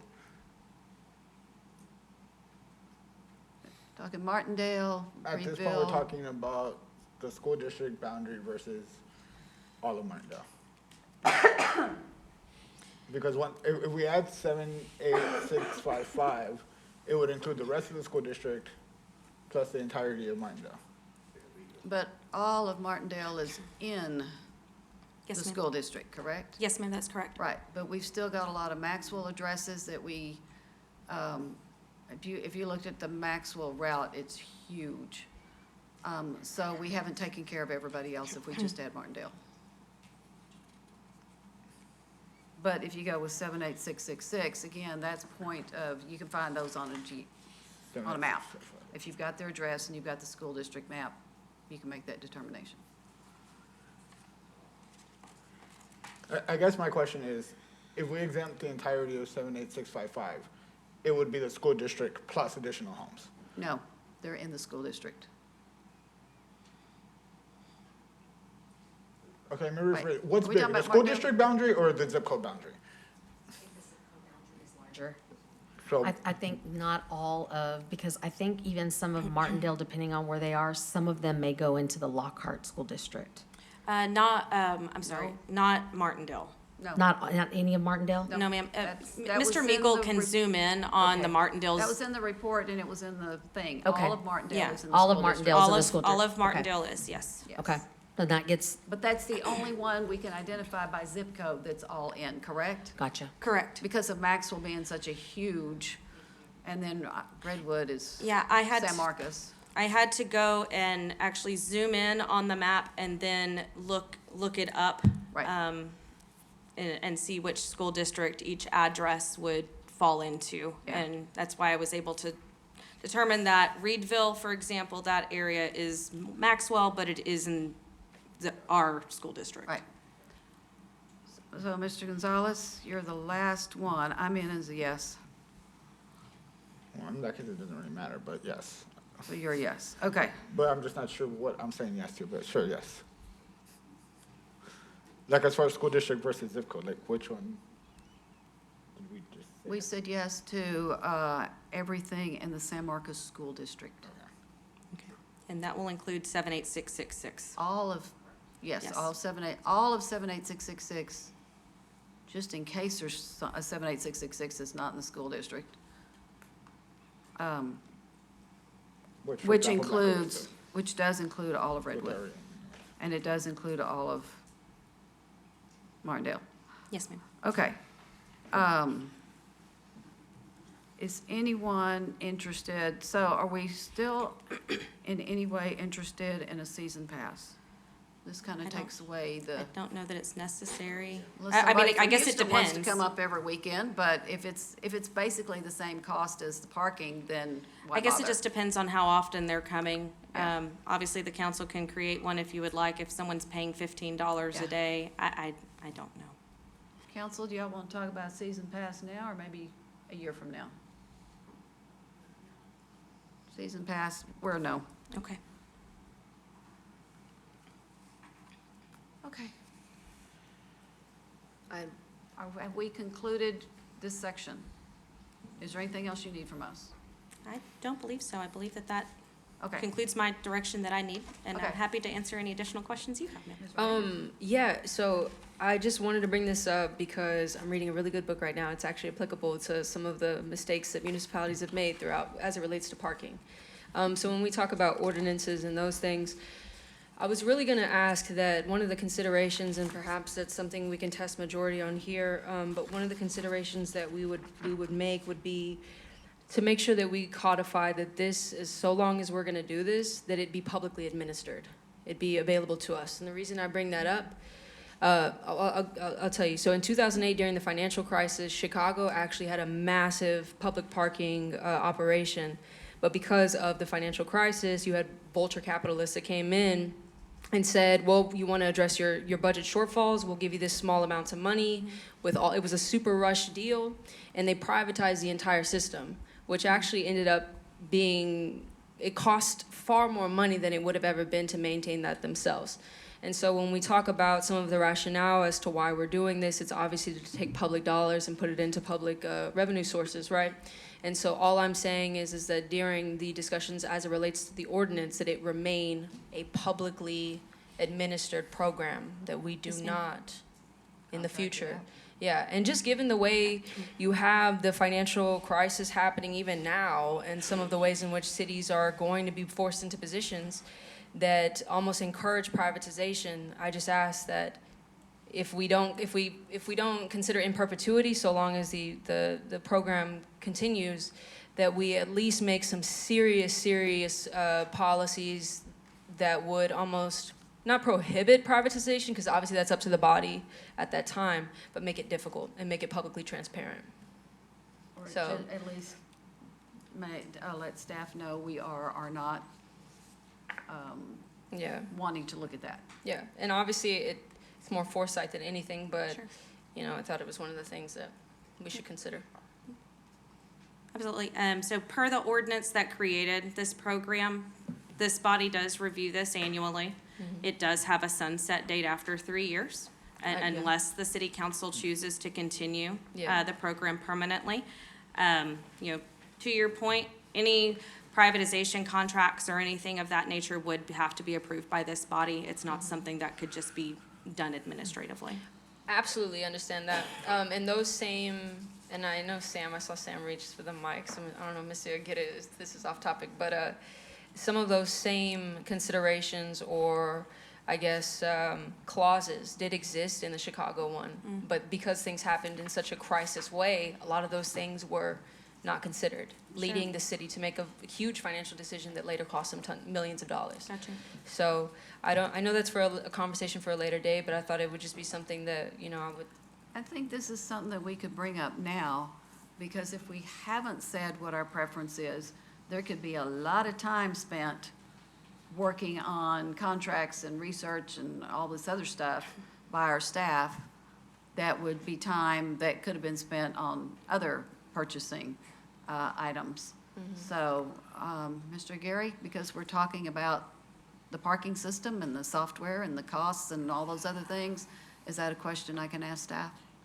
I think under the topic, it's such a broad topic regarding the whole paid parking and whatnot. But the question I had was, so yes, I think it's fair to talk about. Yeah. The question I kind of had was, what do we mean by privatization?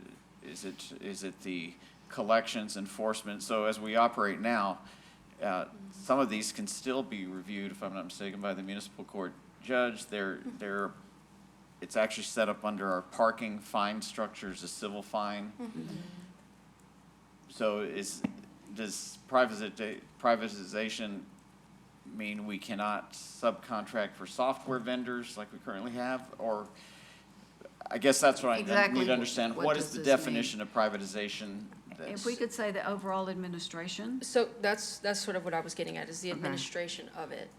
So like when Chicago went through the decision, they not only sold the technology, which I don't know if, in this case, if we have a similar deal like the way Flock was, which it's their technology, we're just leasing it essentially. No, we I didn't know if that was ours, No, we but they own it. sold technology, they sold administration rights, they sold even property to a private company to essentially take over all administrative duties for their particular parking so program. let's just do this. So- We could give a kind of a straw poll, how we feel about the privatization, but we could at least say, if you think you want to do it, come to us first before you go to all that trouble. Sure. And I think I think if we determine that here, that will be of value. And if it's helpful, oh, sorry, Mr. And Aguirre. Ms. Case pointed out, is the way the ordinance is written out, it could not be privatized Correct. without changing the whole ordinance structure. Yeah. But when I think of privatization, I'm kind of thinking of the school bus program that a lot of cities were doing in the 2010s, where a private company said, we're going to take over the whole deal with the school bus. The school buses have a sign that pops out, the sidearm cameras? says stop. Right. And it was all automated, and tickets were going out from the private company, didn't go through the municipal court process at all. To me, that would be kind of privatization. So I think here, Yeah. we're pretty far from that, but. Yeah. And we'll need to look at it, obviously, because of the staff time. Like even right now, Ms. Ramos, we were conversing about, okay, so the ones that are denied, do we need to go back and look at the 78666, 78655 and go ahead and approve those? And I'm saying, yes, let's go back and do that, given their direction tonight. I know that's gonna take time, and at some point, the conversation that I'm having with staff, real time, is in regard to operational efficiencies and having to look at their staff and their FTEs. So this is an area where it's taking their ability to do other things if we're trying to drive that by not having it be privatized. So it wouldn't be something necessarily that we're just gonna go out and do without bringing mayor and council into, but I want to understand that we have to have a new mindset, all of us, in terms of how we're gonna achieve and service levels and getting things done. And it may be that we're not gonna have the staff touches or the ability to do that because we're not gonna be able to afford to do that going forward with all things that And we we do. couldn't afford to privatize it if we can't afford that either. Well, it would depend, because some companies have different structures where they do revenue sharing and things like that. So it's something for us to. They take a cut. Yeah, exactly. So we'd have to look at what those models are, but I just want to make sure that we're keeping it real in terms of what our abilities of our staff members are going to be to do What I'm going stuff. to ask council is, do we want to tell y'all that if you're thinking about privatizing it, check in with us first. Absolutely. Before we start that extensive purchasing process. Right. That burns a lot of time. And as part of, as I have seen, some things taking forever because other things were in front, Right. other things could flow through if this wasn't. Agree So I just want wholeheartedly you to with come to us that. first. That's the question I'm asking. Yes. And I do understand the ordinance would need to change, but I can see somebody going, well, we need to pull together this data and figure this out so we can say, this would be cheaper, this wouldn't, et Right. cetera, et cetera. I'm just wanting to have that conversation, to have the dialogue that we need to start looking at that in terms of creating those realistic expectations of what are the things where it's imperative that we have staff touches, and what are some things that we may need to look at a little bit differently in order to drive down costs. While we're still learning and we're still figuring out why people are doing things or not, and especially if we can get something going on, what are the barriers? I think keeping it close to our chest so that we're talking to people now, at least until we get this, Yes, ma'am. spinning like a top. I guess that this is That- essentially why I bring it up, though, because when we Yes. talk about the 2008 financial crisis, some of these things that we're wavering, even currently with what you just said even, were things that they were wavering prior to that, which is why Vulture Capitalists came in and said, we're gonna, despite the public dollars being used to start this entire thing, now we're sweeping in, which is what we're being pushed to as a city in many ways.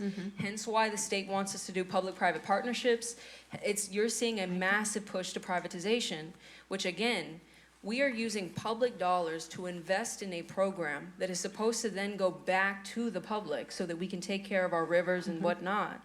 So to even allow us to go towards a fully privatized system is almost antithetical to all of the things that we've been told up Yeah. until now. And Well, I'm not we've against got that. a lot bring of it up stuff is- left to go, so I let know, me I go know. around the table Yes. on Yeah. this one and close this I one out. just think want we to know where you be are. clear that we're, I'm not against that. All I'm saying is that, we can't have all things if we can't afford them, and that's all that I just want to keep at the forefront, is we just got to figure out realistically how we have realistic expectations and thinking about that financial aspect of it.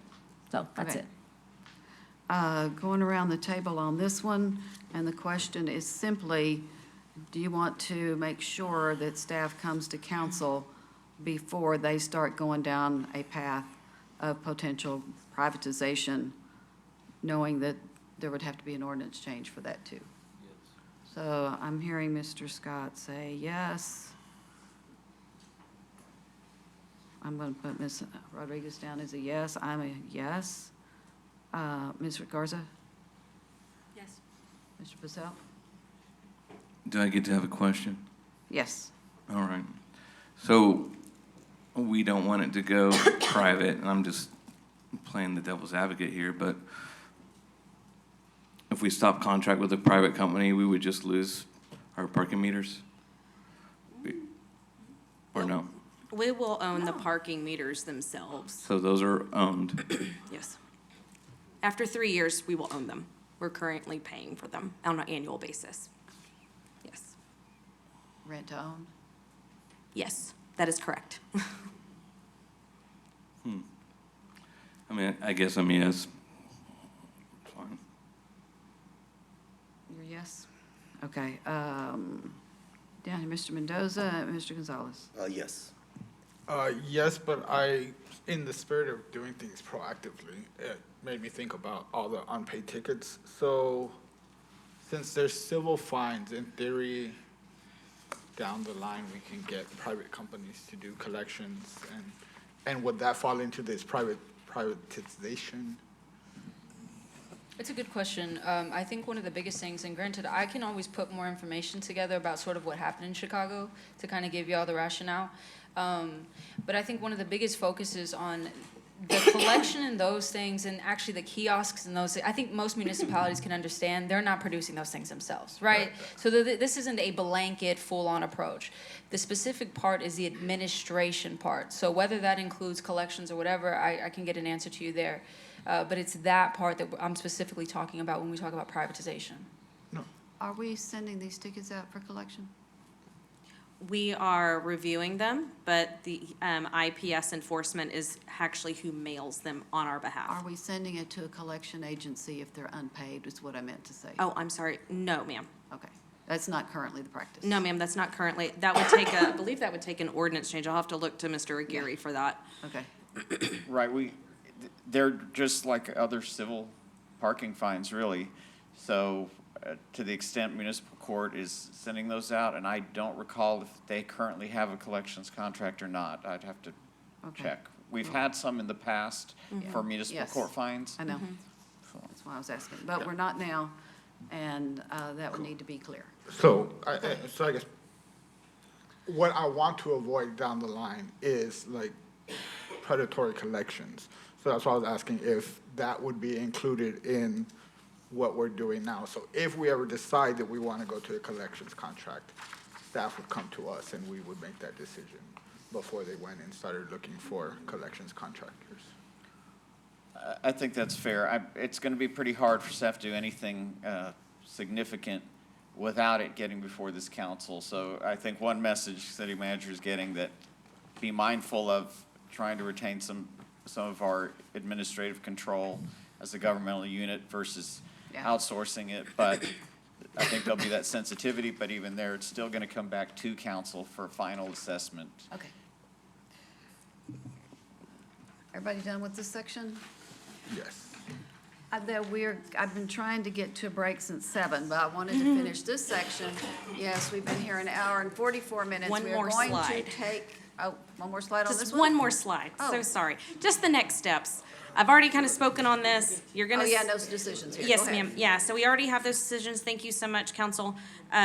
Next steps, the Parks and Recreation staff will be submitting, as I previously mentioned, the application for the River Benefit District to the Parking Advisory Board. And then they will have a public hearing and ultimately make a recommendation to the city council. When city council receives it, you will then hold a public hearing and consider the creation of the district. And that's mainly where the A line's boundary. drawn. Yes, ma'am, Boundary. that is correct. And that concludes my presentation. Thank you. Yes, ma'am. Okay, council, it's 7:14. We're going to take a break till 7:24. 7:24, we have returned from our break, and now we are ready for item 2. There's only 2 on the agenda this evening. Receive a staff presentation, hold discussion regarding managed public access in Rio Vista Park, including but not limited to fencing options, layout, and potential fees, and provide direction to the city manager. So our second item tonight is a follow-up to the 2025 summer season update to council received in October. It's another item. At that meeting, staff received direction to continue the discussion regarding possible fees for park visitors from out of town. This presentation also includes a breakdown of the costs of maintaining the park and staff time throughout the summer season. We will present different options for mayor and council's consideration. It is important to clarify the proposed fee is not for use of the river. Rather, it is for use of our park. This is not a new service. It is one that we already provide today, and its costs have to be paid. The question before council tonight is a matter of policy. Should these costs be borne by out-of-town visitors who use the service or by our existing taxpayers? Thank you for your time, and I'll now turn it over to Director of Parks and Recreation, Jamie Lee Case. Good evening, Mayor and Council. Jamie Lee Case, Director of Parks and Recreation. Okay, there we go. I get to drive now. Okay, so this evening, as City Manager Reyes mentioned, we'll review the community survey outcomes. We'll review a brief background of managed access, discuss managed access fencing and layout, and receive direction on non-resident fee and exemption area. Recently, the City Council did receive from our Communications Department the results of the community survey outcomes.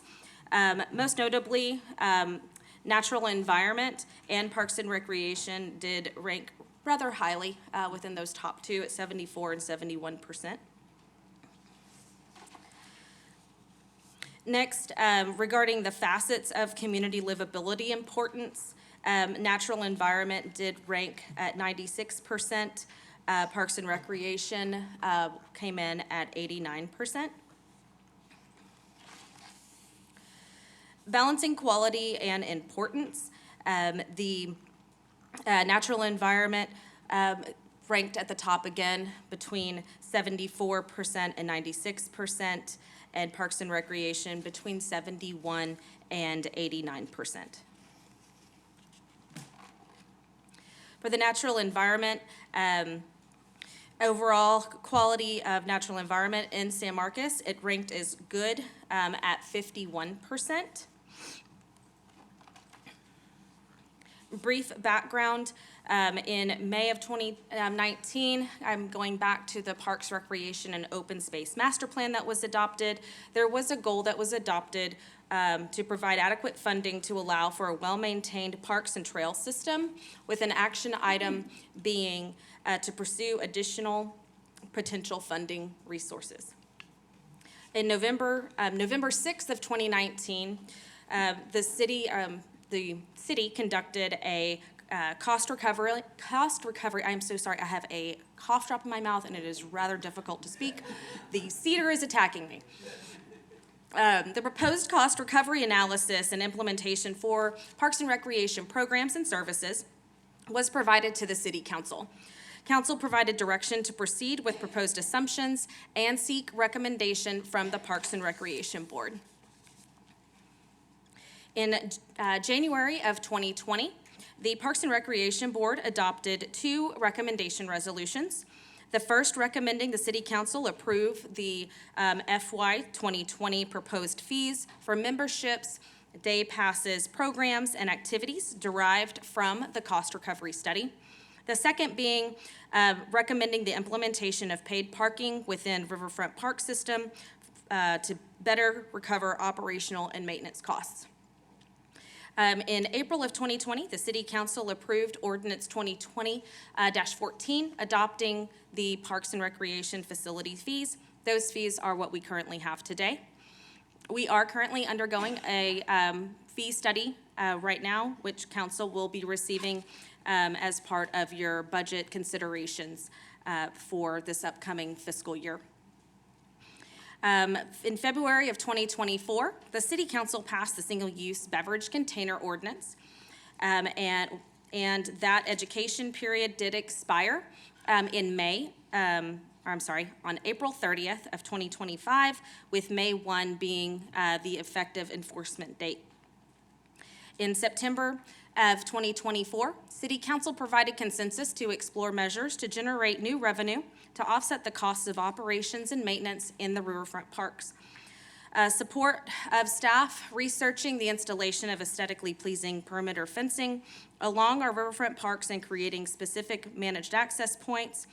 Support charging non-residents to enter through those managed access points, as well as support of permits for picnic spots. In May of 2025, City Council authorized the implementation of the Managed Access Test Plan on weekends and holidays from Memorial Day to Labor Day. We did operate that for a total of 50 days in 2025 summer season. At the end of summer feedback that we received from residents and volunteers, some which have come to council to speak, reported visible reduction in litter and better compliance with park rules. In October of 2025, discussion items at City Council, that's when we provided our summer update. The consensus was to continue the managed access in Rio Vista Park with aesthetic temporary fencing. You expressed the desire to review the fencing prior to procurement and placement, and also held discussion regarding the possible implementation of a fee for non-resident visitors with a desire to ensure those within the San Marcos Consolidated Independent School District are exempt. On October 8th, 2025, as I previously mentioned, City Council did give us direction to continue with managed access and to install aesthetically pleasing temporary fencing, not permanent, but temporary. Pictured is the temporary fencing to be acquired. Unfortunately, there is not a lot of options in regards to aesthetically pleasing temporary fencing. It's either galvanized or it's this.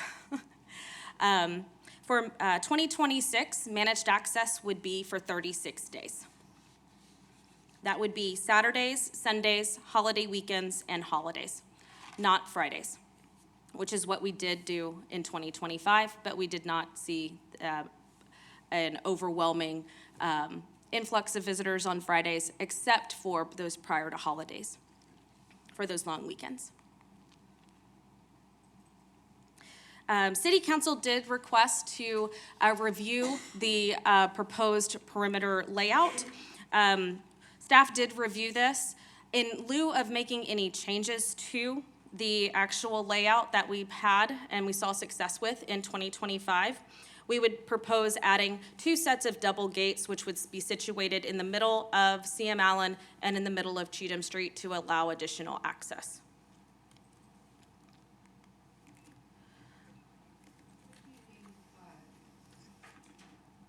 What do you mean by in the middle of the street? I'm sorry, kind of centrally located on the park property. Not across the street, but like in the middle of the block, is that what you mean? Correct, yes, ma'am. Got it, okay, thank you. Let me go back. I know it's kind of hard to see on the screen, but the light blue areas where you kind of see it in, I don't know if this pointer works. I'm scared that I will jack something up if I try to use that. Let's see. Is that something? Oh, see, I messed it up. Dang it. I brought it back. Okay, I don't know where the pointer is. But the light blue areas there on CM Allen, and then there on Cheatham Street Right. between CM Allen and Reynolds, having 2 double gates to where those are open outside of our managed access times so that people aren't having to go around all the way down to Rio Vista Drive or all the way around to Reynolds in order to access the park. So that's to provide access when we're not managing, but it's not Correct. to be managed access points when we are. That's correct. Got it. If we Okay. wanted them to be Yeah. managed access points, we would have to hire additional staff. Okay. Mayor, just real quick, I don't know if you remember, it was, I had brought it up the last time we talked, because I was getting calls about people who wanted to go use the tennis courts, yeah. So thank y'all for, it really means a lot when y'all like take the stuff and implement it. Sure. I saw that earlier and it's appreciated. Yeah, and we heard a lot from the tennis community, especially there's a group that plays Friday mornings. And since we were implementing managed access on Friday mornings, all of our park ambassadors knew, hey, because we were operating that as an ADA parking only on Fridays. So we had told all of our park ambassadors, hey, the tennis players are gonna show up on Friday morning, please allow them to access and park over by the tennis courts. And we didn't have any issues once all of that was communicated. Let me ask you, Ms. Case, so another one I even outside of the, and maybe y'all have probably heard it, even outside of the managed access periods, I've gotten calls about the lack of parking at Playscape or the children's park. And I see that, like we did last year, I think we used it as a staging area, or we had Ria it closed, Vista though, Drive. right? Ria Vista Drive we did, but we also did on those holidays and holiday weekends, we did close the children's park area. What we've seen in the past when we did not restrict access is there was a lot of potential vehicular pedestrian interactions. And people would, because the parking lot will fill up, people would then start parking along the side, and then they would get jammed up and they couldn't even turn around. So So I guess I bring it up to say, because I've already gotten calls about it, and it being insufficient, especially like I have people, a good friend of mine who has 2 kids, she can only go due to work on the weekends, maybe Fridays, but predominantly the weekends. We're proposing out of 36 days out of the year that we would essentially close that entire Comal Street? no, ma'am. No, ma'am. It or- would only be on those holiday weekends. Okay, only, and so what if somebody, I guess, is that also where the park ambassadors would sit, or it's just like Yes, blocked ma'am. off? Yes, ma'am. Park ambassadors sit under the railroad trestle there between Children's Park and Ria Vista. They do sit there. So we only close that Comal Street on holiday weekends and holidays because that's when we really see the biggest challenges. I get that 100%. I guess I'm just trying to see where we can meet in the middle. Sure. Especially given that I know some people that the only time they have to take their kids somewhere is those holiday weekends. Sure. And so I would really be interested to see, even if it's signage like park use only or whatever, it may be. That would be a little difficult, only because we don't have a park ambassador situated there specifically. So that would be difficult. I definitely understand and get the difficult nature. I just bring it up to potentially, float it. Sure. Because I've gotten calls about it. I mean, it's on my list of things I'm gonna bring up to you in our meeting tomorrow. Sure. So. And I know that, Children's Park is Children's Park. Last summer, we did not have the brand-new City Park playground, which is, if they have a parking permit or, they can park wherever, they can park in Grant Harris parking lot, and go over to that playground. Just trying to make other options. I definitely hear you, and it's a suggestion that I probably would have made myself up until Sure. I talked to a mother of a child who is autistic. Gotcha. And she said Think that that's one of the sensory. reasons why she cannot take her kid to most of our parks, with the exception of Playscape, is the lack of fencing.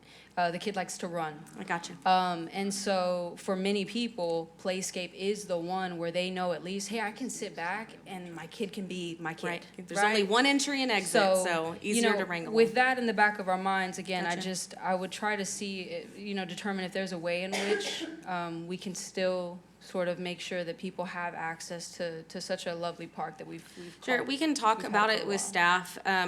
Again, it will take personnel in which to manage it.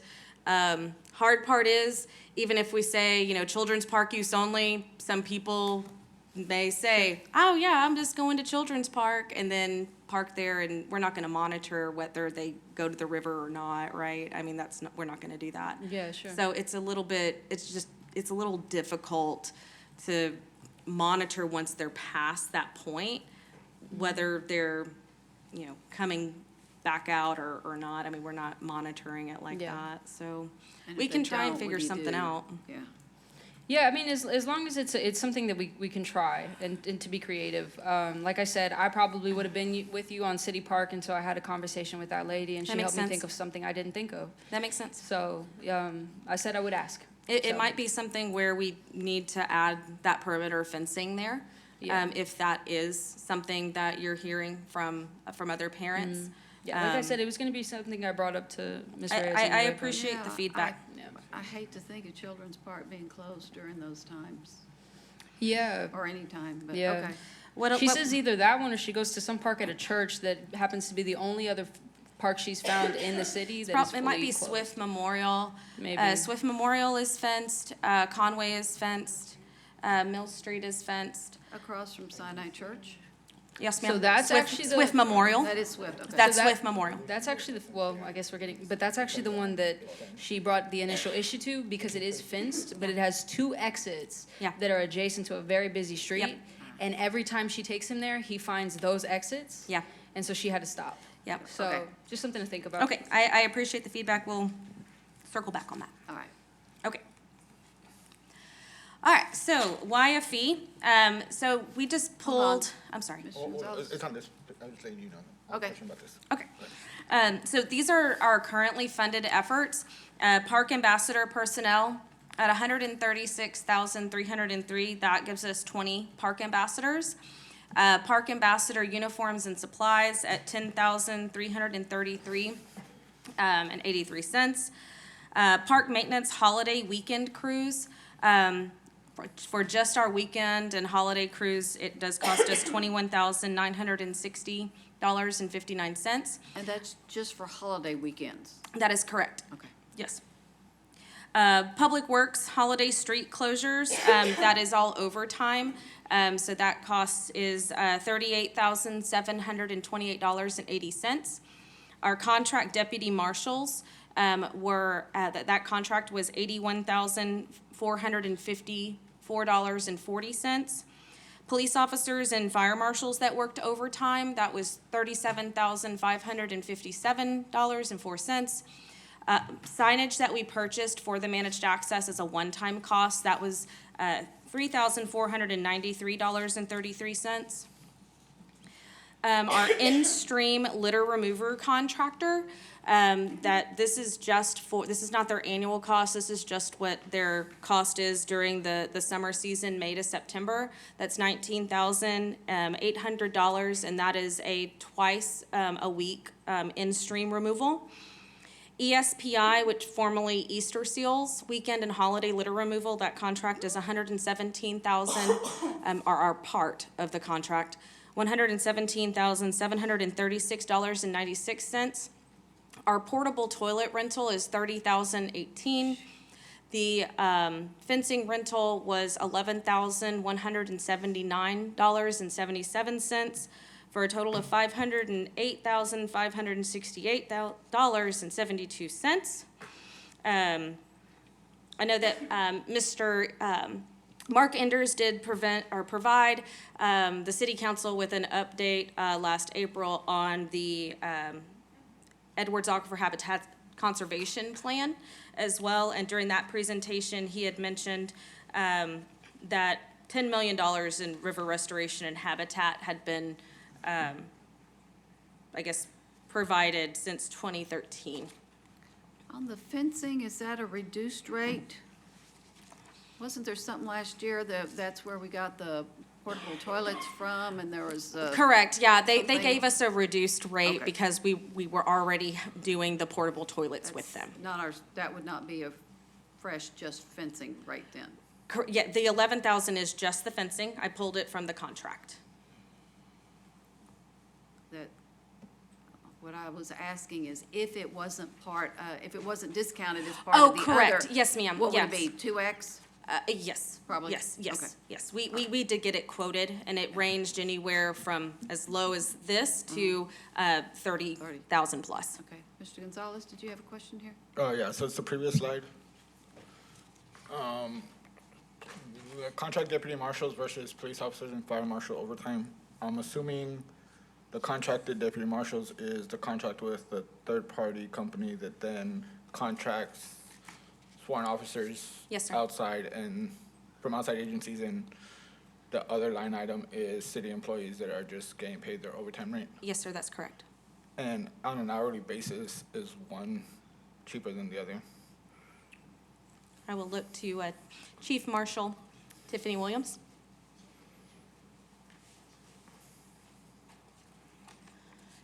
Tiffany Williams, City Marshal. So to answer that question most robustly, Councilman, it is very dependent on the officer, because not every officer, depending on where their pay rate is at, But on average, in looking at that, I would say that depending on the officers that pick it up and the officers that picked up that overtime, SMPD or San Marcos Fire Marshals that picked up that overtime, overall, yes, the average cost for our own in-house was lower on an hourly basis than the third-party contract peace officers. And I'm assuming there's also the added benefit of our own officers know the river system better and the park system better. And so I guess my bigger question is, how do we get more of those officers and less of contracted officers? Is that something that we have to do? Do we just need the officers to pick up the shifts more? Like, how can we help facilitate that? Before I step off into that snake pit, I will say that, would it, in an ideal world, be better to have SMPD, SMFD, our San Marcos Fire Marshals doing it? Yes, because there is a better continuity of policies, city knowledge, our internal systems. However, it's a very limited pool that is already taxed with not only their primary assignments, but then any overtime that happens due to unexpected. So it is ideal. I don't know how realistic that is, though. Interesting. Okay.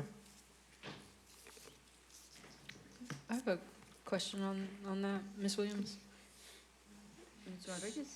So, when we talk about the contract deputy marshals, I guess when they come in, the ones who aren't familiar, to Mr. Gonzalez's point, with kind of how we do things, river system aside, but also like our own ordinances, is there sort of a, what's the word? Orientation? Yeah. Is there sort of an orientation to give people an idea on how we go about things here? You know, what does that look like? Yes, ma'am. So it's a multifaceted approach when it comes to that. First, when we bring them in, because this contract was actually started before my time, the company that we used was JPA in 2025, out of a lack of other options. They had also been the company that was utilized in 2024. So thereby, some of those contract peace officers that came back had already worked in 2024, so did have some knowledge to build off of. However, then taking into account the fact that they may not have knowledge of the area, or even if they do, it might be limited. We paired them up with a deputy marshal or one of our park rangers that did have that knowledge, and also tried to give them assignments where we could leave them stationary and also minimize that, and then also pulled some excess equipment that we had to also further outfit them to bring them into compliance with how that we require everyone wear a body cam, body armor, that sort of stuff. So we took multifaceted approaches to bridging that gap, which also did include going over, actually sitting down with Director Case and going over what are the most common city ordinance violations that you find your park ambassadors running into. One of our deputy marshal sergeants actually helped train our park ambassadors so that we had better continuity there. But then we took those same frequent ordinance violations and also gave that education to those contract peace officers as well to hope for the best success when we deploy them out. Okay, that's good to hear. Yes, I ma'am. mean, it kind of gets at the logic of like people who are not from here, which is like the precipice of all of this, aren't able to learn how we do things here, and it sounds like they are. Okay, and then I don't know if this is a question for you or, so when we talk about the total general fund costs, is this all together, or is this annual, or is this fiscal year 25?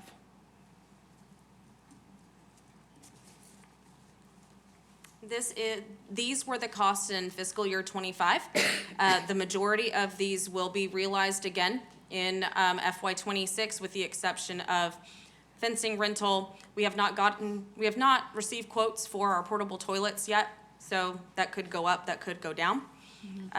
The litter contract, that is what was approved in the budget for FY '26, so that will be continuing. Okay, and then the park ambassador personnel, how many people are we talking? 20. 20? At a rate of? It varies, $15 for a park ambassador, $16 for a lead. Okay, and then I'm assuming they're seasonal? Yes, ma'am. Okay, so for that was just the summer season for 20 people? Yes, ma'am. Okay. And then when we talk about departmental overtime, just out of curiosity, Are these coming out of, let's use like Public Works or the police officers and fire marshals, are they coming out of those departments' dedicated overtime budgets? Yes, ma'am. So not coming from y'all's department? No, Okay, ma'am. Okay. And then the, EPSI, remind me the acronym. I don't know, it used to be Easter Seals. Used to and be I wouldn't Easter even- seals. I think I that know I that's. found it what- at one point. I don't know. Okay, I just know the Marion acronym, so that's why I don't know it. So that, what does that all entail? Let's see, I saw weekend, holiday, so that's throughout this entire time that we're talking about? Yes, It costs ma'am. that much? Yeah, they, that is, I believe it's 2 crews, 5 to 6 people from, I think it's 1 PM to 11 PM. Okay. So they're there, picking up litter, assisting us with,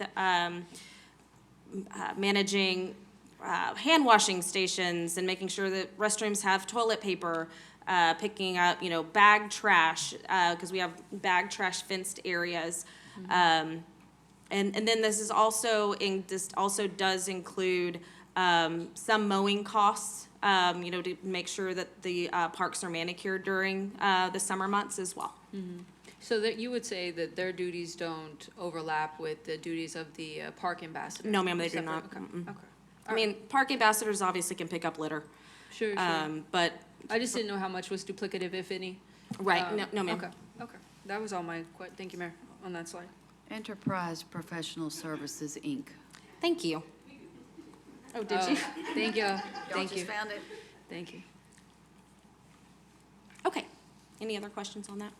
I'm going to move on. Oh, Yes. I don't, Mr. Gonzalez? I'm already asking and regretting it, but cost benefits to bringing that in-house versus contracting? I know that I'm- staff is definitely, they're evaluating that. The neighborhood enhancement staff is having conversations about if it makes sense to bid it out or not. So overall, from a summer operating versus all other operating costs for our overall parks maintenance budget, this does not include personnel. So personnel is extracted from the total. So summer operating is about 18% of our overall parks maintenance budget.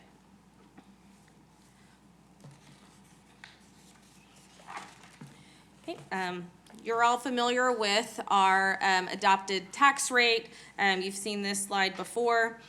So why we are asking council to consider a fee, you can see that our expenses will continue to outpace our revenues unless we find additional revenue sources. Which brings me to the access fee for out-of-town visitors.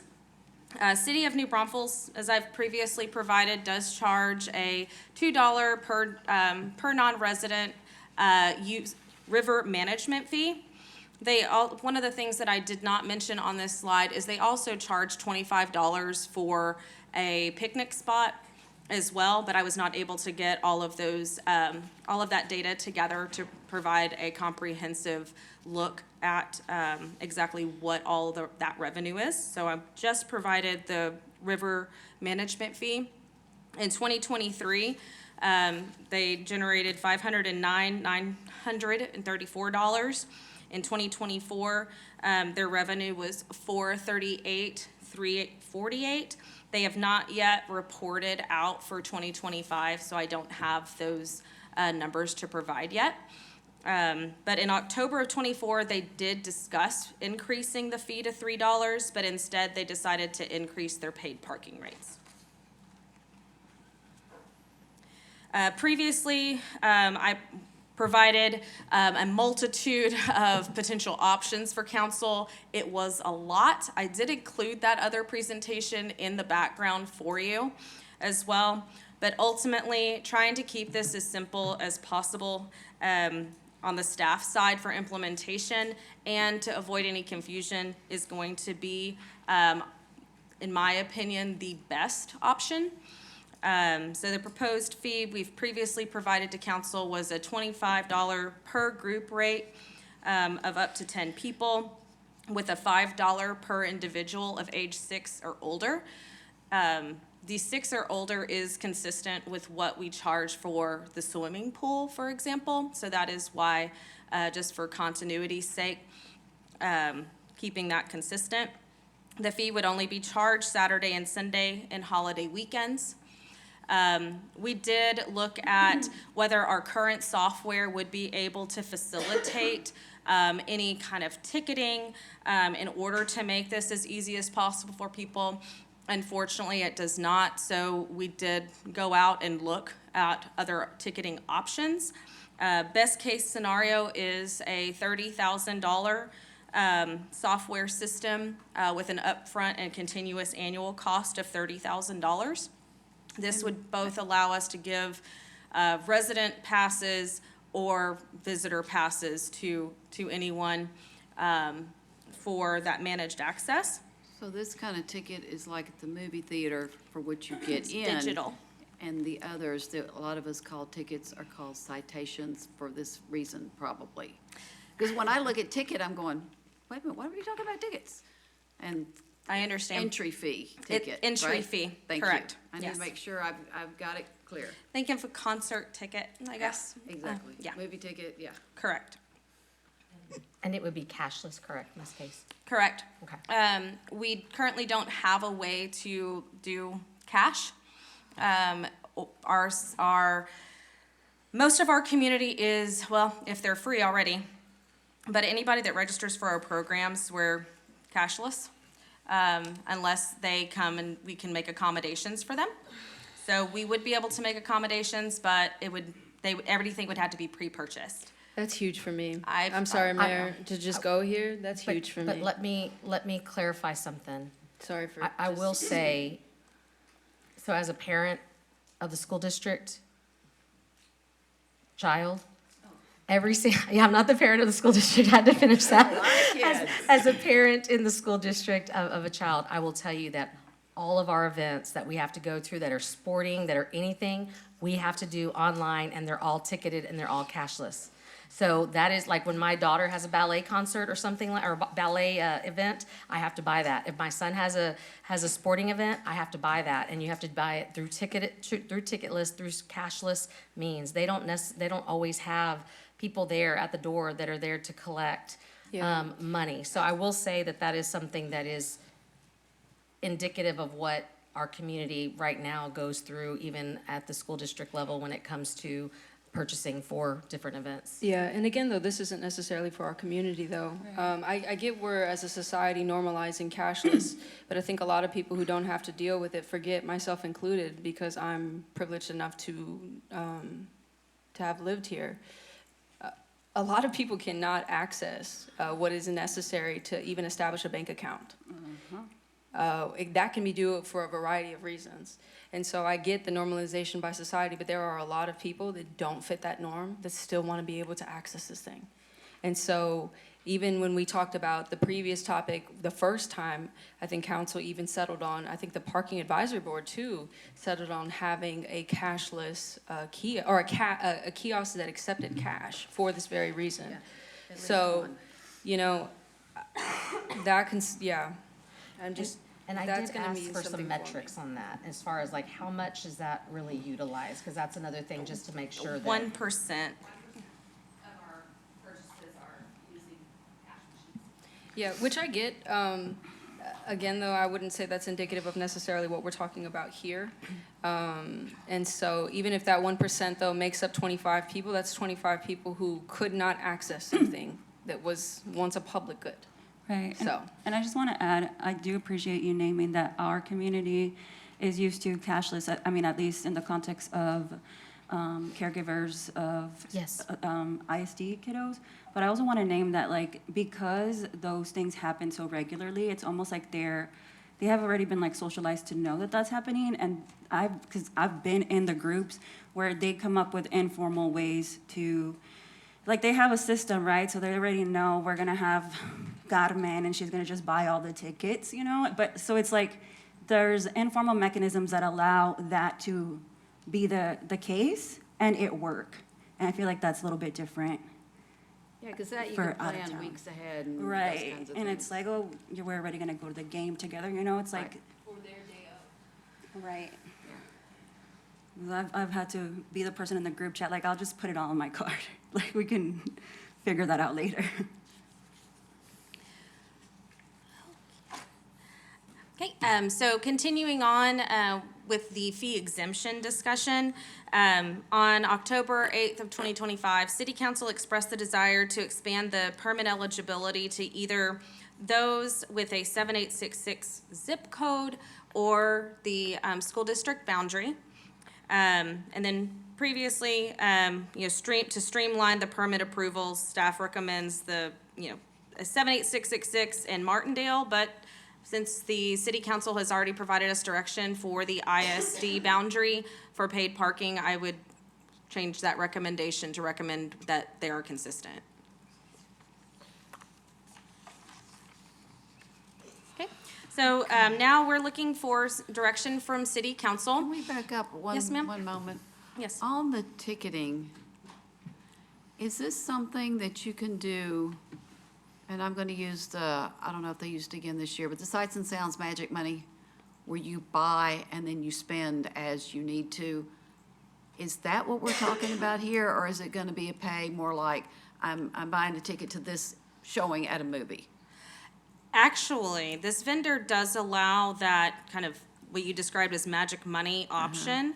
They partner with National Parks Services where people can load up a card and charge down for concessions or what have you during their time at the park. So that is an option Okay, that they I was provide. just curious. Okay. Yes, ma'am. All right, thank you.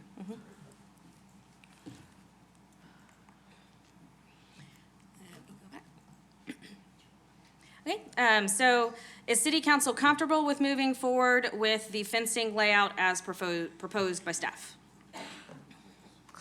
For those of you, if you will turn on your microphone and I'll go speak back up to that. clearly. Mr. Scott, you indicated a preference first. Was that a yes? Yes. Okay, anybody else? I'm a yes as well. Mr. Mendoza's a yes. Yes. Yes to Mr. Gonzalez. Other side. Yes, but just, again, that consideration for Yes, ma'am. Children's Park. We'll see if we can figure something out there for you. Oh, sorry, I thought I hit the, sorry, I thought I hit the map. Too clicky. Mr. Priscilla? Yes, but my overarching concern is how are we paying for all this and within regards to profit and loss for the city, where's all the money coming from? I know this is part of us bringing funds back into to help cover for our general parks program, but how do we itemize this in a way that I can see, like, we losing, we gaining money here? What's the Like, ROI on the fencing? well, not just the ROI. I mean, the profit ultimately is that you just don't want to be coming out of your budget. You don't have money to pay for it, and it's hard for me to know, like, this isn't a company, I get it, but if this is a profit and loss statement, are we losing money on this venture? The staffing it takes to kind of pull the stuff off just seems pretty incredible. And I get it if that's what our constituents want, and we got to figure out a way to do it. But I have a hard time seeing where we started and where we're finished. And that's not necessarily a staff issue either. It just it seems really expensive. But in your report last year, didn't we determine that with managed access, that other expenses were less than what they had been before? Less litter pickup, less? Yes. I will let the marshal speak to that. Okay. That's what I recall. Tell me, but I could be wrong. So I can speak specifically to the security aspect and the level of personnel that was utilized in 2024 when there were no fences, and the level of issues, and then the amount of peace officers in that contract was far more in 2024, even though I believe it was utilized, and I'll have to get you exact dates, so please give me some grace here, but I'm gonna say, I believe the contract in 2024 was started at the beginning of July and went through the Labor Day weekend, and that contract was more than the contract we utilized in the entire summer of 2025 with the same vendor, because we didn't need as many personnel. Now, before I lay that all at the success of the managed access, I do want to be very clear and cognizant that also we had weather, tragic weather, Right. this summer that also mitigated the crowds that we had seen in 2024. So, to your question, Councilman, of that I can't give you those numbers finitely, but I can tell you that in security-wise, the number of peace officers that we had to have in 2025 was considerably less than what were needed in 2024, midway through the summer, when the panic button had to be pressed. So year over year, we're net positive from a staffing standpoint of view, pending the weather issue we had this last year. It'd be good to look at it again, but overall, we don't have to use as much staff. We're not spending quite as much money. We're using those resources elsewhere in the city. Trying to be As more a- diligent with that. So yes, in my limited term in this and my knowledge of all of that, yes, we've had to use less, and thereby the expenditure on the security aspect alone was less this past summer than it was summer of 2024. And Mayor and Council, Rodney Gonzalez, Assistant City Manager, if I could add also and elaborate on some of the comments. Managed access is more than just, of course, about making dollars for managed access. What we had experienced in 2024 was chaotic behavior, and we needed some form of mechanism, if you will, to bring better behavior to our community. Prior to that, we had heard from San Marcos families and residents that they could not visit the park because of the unruly behavior that was taking place. There was a lot of litter that was going on that, of course, we could not completely take care of, and we rely on volunteers to help us in that regard. And what we found was that there was just a general disregard, not by our San Marcos residents, but by typically daily out-of-town visitors who were not taking care of our park. And so managed access was more about taking back our park and providing it back to our residents. And overwhelmingly, the sentiment last year in 2025 was that we did just that. We didn't earn a dollar because we didn't have the managed access fee, but we reduced the chaos and we improved the behavior. And part of that is that we had conversations with people at the managed access points before the styrofoam coolers and all those things get into the park. We were able to handle things and keep a lot of things out of the park to begin with because of a conversation with someone that had to happen as they were going into the park. And so we can't put a dollar value on that per se. And what we're talking about today is just a continuation of the conversation, potentially charging a fee to help offset some of the costs that we currently have. And so we've had these costs for a long time. What we found through managed access is, yes, we have reduced the number of personnel that we need. And in 2024, we had, I believe, eight positions for our marshals, and we had gotten down to 2 that were filled because of absences. And that led us to hiring the contract, and SMPD stepped up, as well as SMFD, and as well as other city departments, and we scraped by 2024, barely. But with the fencing in 2025, it was vastly improved. And I think that the main point is that we're covering those costs now, but we're not bringing a way to generate additional revenue so that it's not impacting the budgets, the operational budgets to do all the things. And so we need something to help supplement the revenue, and that's what we're doing with these days. And again, it's not every day that we're talking about, it's those Saturdays and Sundays, 36 days out of the year. People can utilize the park as normal without any payment or anything like that on those other days. But the days that are high peak is what we're asking for some help to be able to supplement our revenues and not have to continue to cover costs with the existing taxpayers that are having to bear that cost currently. And pages 72 and 73 show how the trash has gone down, which means that we can pay less if we know it's going to be less. Clearly, if we have a contract that's a contract, I'm assuming we can lower that contract price because of evidence that we have of what's going down. We do. In concert with that, the other plus of managed access is the environmental Oh, yeah. protections that we've gotten. There was a lot of erosion of the banks as a result of the overuse of the river, so we've got some of that under control. The litter as well, we've gotten some of that under control. So all in all, it's given us a lot of positive benefits. But basically, having the fencing, while it costs us for the fencing, the overall cost is less, and it's a much more pleasant place to be. Yes.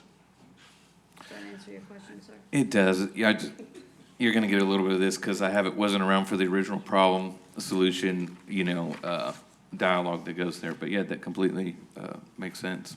So I'm yes as proposed. All righty. Ms. Garza?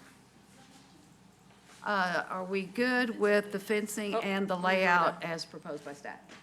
Sorry, let me go to the question. Okay, I'm seeing a thumbs up. Her microphone isn't on, but I'm going to Okay. record her as a yes, and I'm a yes. Okay. And let me So get back that's 7 to- yeses on that one. Okay, excellent, thank you. Okay, next, does city council want to implement a fee on weekends and holidays for out-of-town visitors? I want to say yes, but if we could Hold implement. on, I did not call on you yet. Sorry about that. Yeah, we just had a conversation about that y'all missed, and not everyone is abiding by the request. Ms. Rodriguez? So, thank you for the question, because you weren't here for it, and for the public who maybe wasn't watching it the first time, to be frank, I was very hesitant with fencing a public park and access to a public body of water, right? It was hard for me. But when we had not only city staff talk about some of the benefits, but we had some of the people who come on a more routine basis to kind of tell us some of the benefits they saw anecdotally, I kind of was able to put some of that aside. And so I do appreciate the question.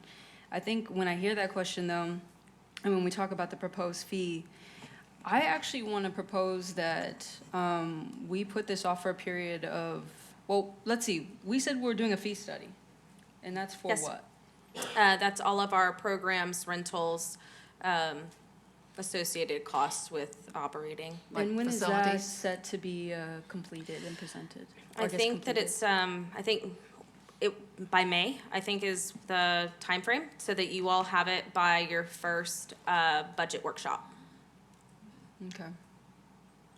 And is this included? We have not included managed access to be studied. Okay. Okay. So, Yeah, so because it that- doesn't so that's- exist now. Right. Okay, but- so that okay, I got Yeah, confused. it doesn't Okay. exist now, so we're reviewing our current existing fees. Right, so that report is not going to tell us anything on this. That would be correct. Okay. So, stick with me, staff, on this. The intention is, I understand, just stick with me, because I've been very frank that this is not easy for me, right? The commodification of a natural, it's not easy for me. And so, given that managed access is so novel, right? And y'all were able to provide us some sort of presentation last time. I'm trying to meet y'all in the middle here with this, and if my colleagues don't like it, they don't like it. But I was actually gonna ask that we postpone implementing a fee for a period of 1 year. And during that period, that city staff, you know what, let me send the language to Carrie to pull up. Or, okay, Mayor, sorry, that way the public can follow along too. 1 second. And Hayden, if that takes my clicker access away, that's okay. He told me it would take it away. Oh, yes, it might actually take it away from you. Well, and That's and okay. I'll We're almost at the end buy anyway. you a little bit of time. Please, In I'm our telling you. packet are the rates for different privileges for New Braunfels and Wimberley.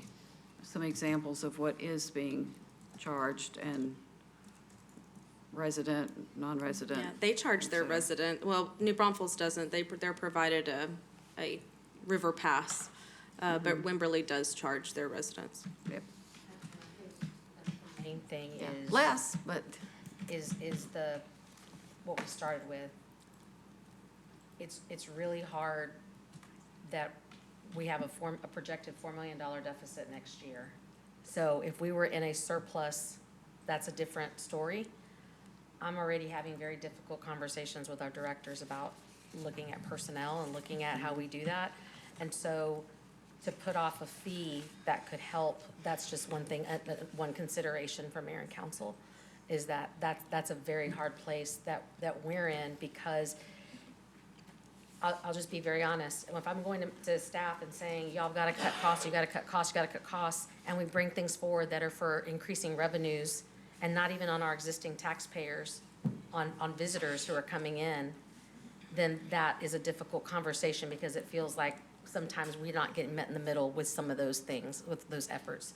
So I just say that to be honest about it, in terms of the difficulty that it puts us as staff in, to feel like we have to keep making it up on the operations side, on the staff side, and not looking at these other options that may be more palatable than other things that we may have brought in the past on other things that mayor and council feel like they have a hard line on with Yeah. those things. And are we ready with the visual? I did send it, which. I've been trying to buy a While little they're time here pulling while that we're up, waiting, but, okay. I respect, right? As a city manager, your duty is to make sure your staff's taken care of among dealing with us 7 weirdos. I get it, and I respect that. And I'm not when we see the amendment language, I'm not taking that away.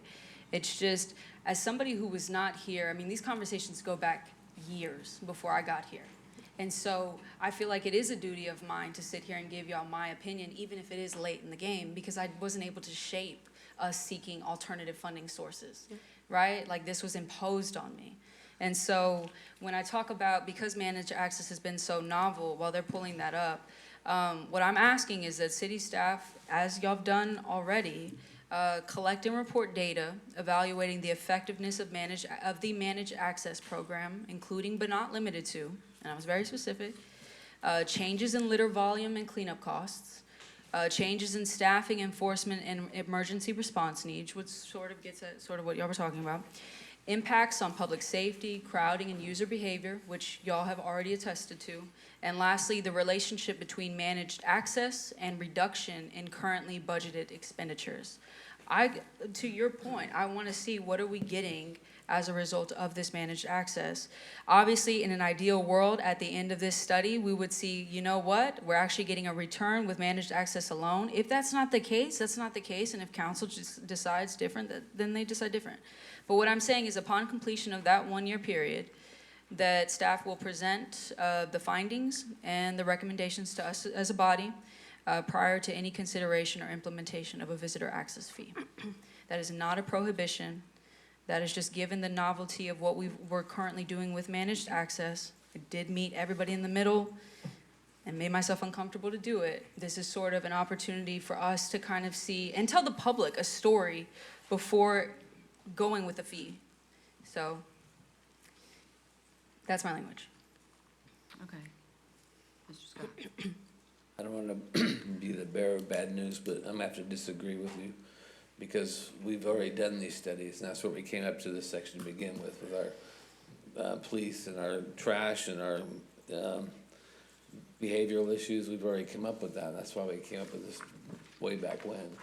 Yeah, So I've to only redo seen. that and lose all that money we could have gotten a year, and add it towards the cost, and so we're not falling into a deficit with the money at the parks. I think it's better to charge the funds. Yeah, I will say I've read all of the packets. I read the presentation that we had. I was here at the meeting, and I don't think some of the things that I've mentioned here were actually I gained an understanding on. And I would probably trust that my colleague to the left read the packet and still had questions too. So if we on the body have questions, I can't imagine the public not having questions. Again, when we talked, not to bring up the last topic, one of the things the board talked about at that time was the importance on telling the public what we're doing with this money, right? Having this helps me have a narrative that's harder for me to argue who's against a fee, that, hey, here are the benefits explicitly. It makes it easier for me to go and have a conversation with the public who may be against it as to why I'm supporting it. Right now, I don't feel like I have enough information. So, and we may agree to disagree, and that's okay. But this is sort of just giving you an idea where I'm coming from. Yeah, I get it. Like I said, I want to meet everybody in the middle, and I do understand the budgetary constraints that we're under. And I don't want it to be where y'all are pinching pennies every year. I don't want that for us as a city either. But having both of these happen simultaneously, I feel like we haven't really even got to see if the first option was effective in a holistic way. Mayor, Yes. can we get back to the 3 questions real quick? Because I do believe that the first two questions were individual of themselves. Yeah.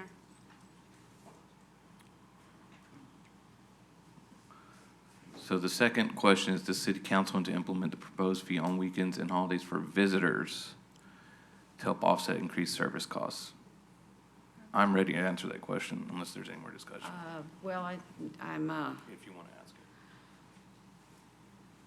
that's the one that we're on now, although I would think, I would prefer to ask the third one first and then talk about us being, I hope, free, and then talk about others.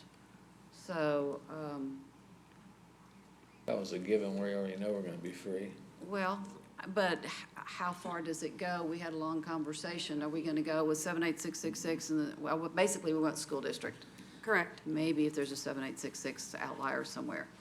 So we did that for parking, which is a completely different park from this where there's managed access, where we're not charging for parking, which we couldn't anyway, because it's the way it's laid out, or it wouldn't be very easy. So I'm going to ask the question first is, who do we want to exempt? And y'all can just tell me 78666 or whole school district. So I want to talk about exemption first. I hear that, but when you came to me for the question, the reason I brought that up during that time Yeah. is because, and I get this as a workshop, and so I refrained from using the word "I move" to. But if that is what it takes for us to make a decision on the amendment I brought, I feel like that takes precedence over the two bullet points we have remaining. Then Because let's if go back council to so that. chooses to go different, then those are a moot point. And can we go to the next slide, please? I'm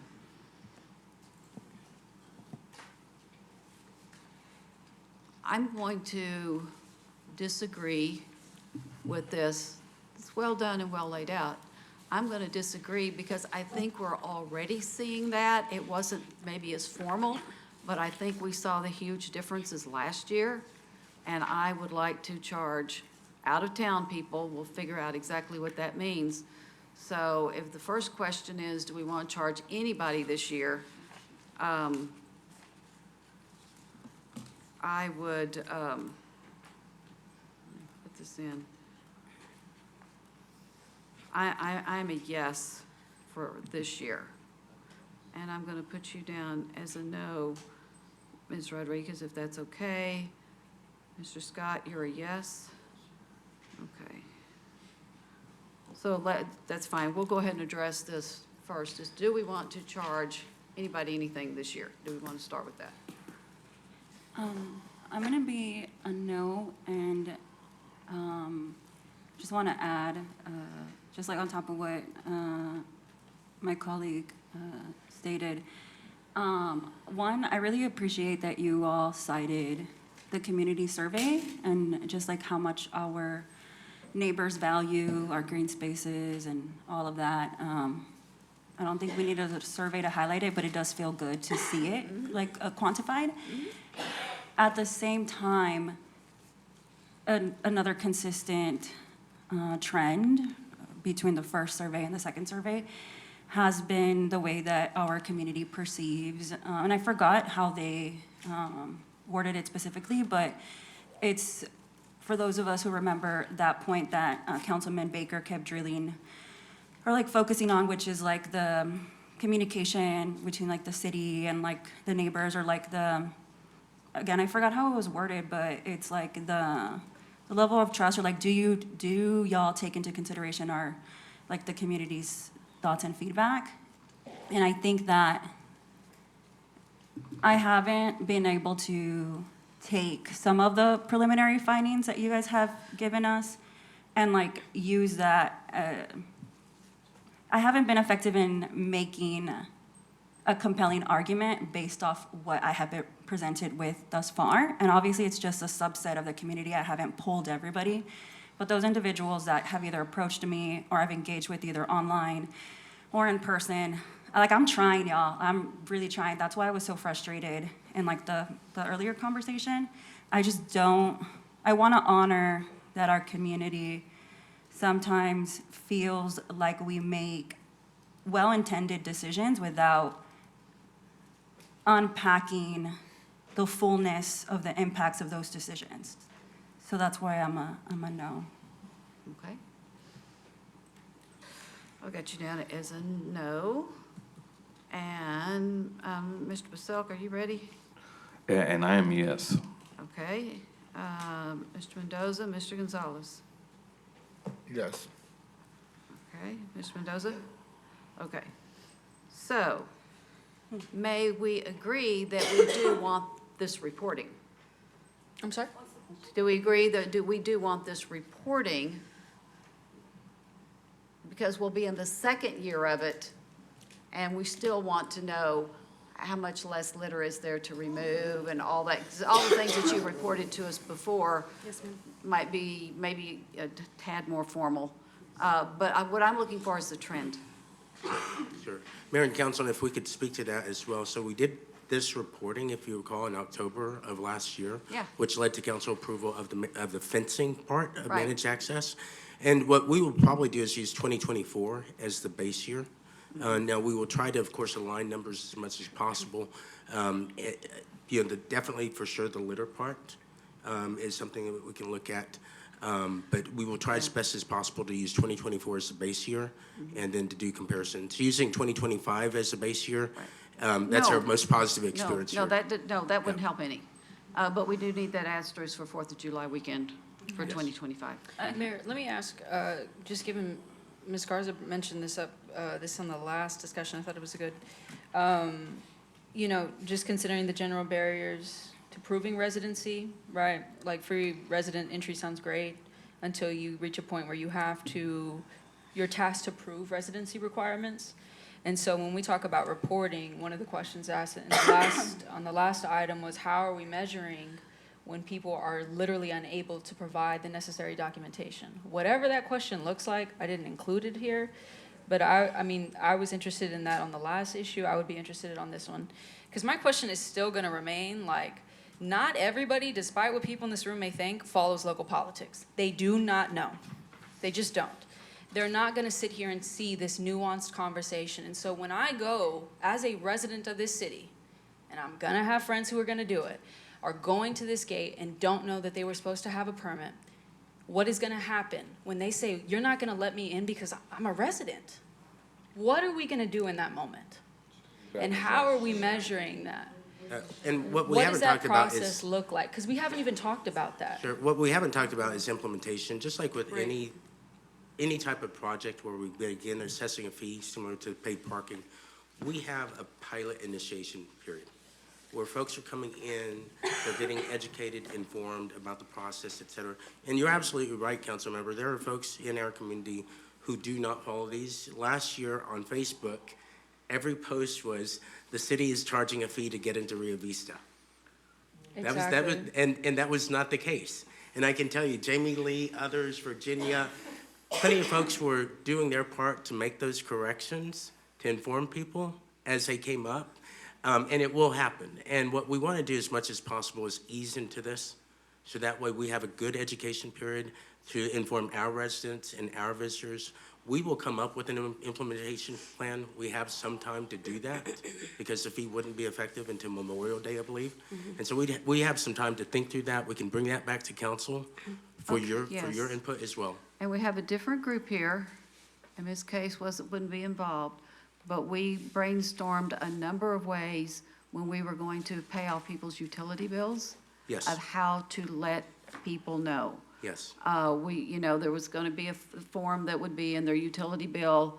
And as Ms. Garza said, sometimes when you get that far behind, you don't even open up the envelope. I get that. On the outside of the envelope, we put something. Absolutely. Just to make sure that it got seen. We had a lot of ideas of how to let people know things. Not perfect, but there were a lot of creative things that happened amongst the group and Yes. communications. The So I collective would minds. highly, if this passes, highly encourage that we go back. I hope that's a list for reference for the future. Absolutely. And our staff contributes to that as well because they don't want to be put in that position Yes, where there's a San Marcos resident telling them, hey, I didn't know. They don't want to be put in that Exactly. position either. They want to provide the very best yeah. customer Well, service as let's much see as if we're possible. gonna get there to charge. Ms. Bissett, did you have something? I was just saying, just a reminder, everybody in the room, you can't get everything right and perfect the first time. And in a year, it could come up as consideration that we'd want to remove the fees as well. But given our financial climate as well, I think we have a fiduciary responsibility to our constituents to make sure that we're doing everything we can to get some dollars in here as well. And because it's attached to the name visitors, I feel way different than I do about proper residents. And I do believe that Amanda brought up some really good points, so I appreciate the look at that. Yeah, because like I definitely hear to your point, like we can't get everything perfect in an ideal world, right? We would love that. But it is incumbent on us as policymakers to think about those moments prior to making decisions on when these things are not going to work out.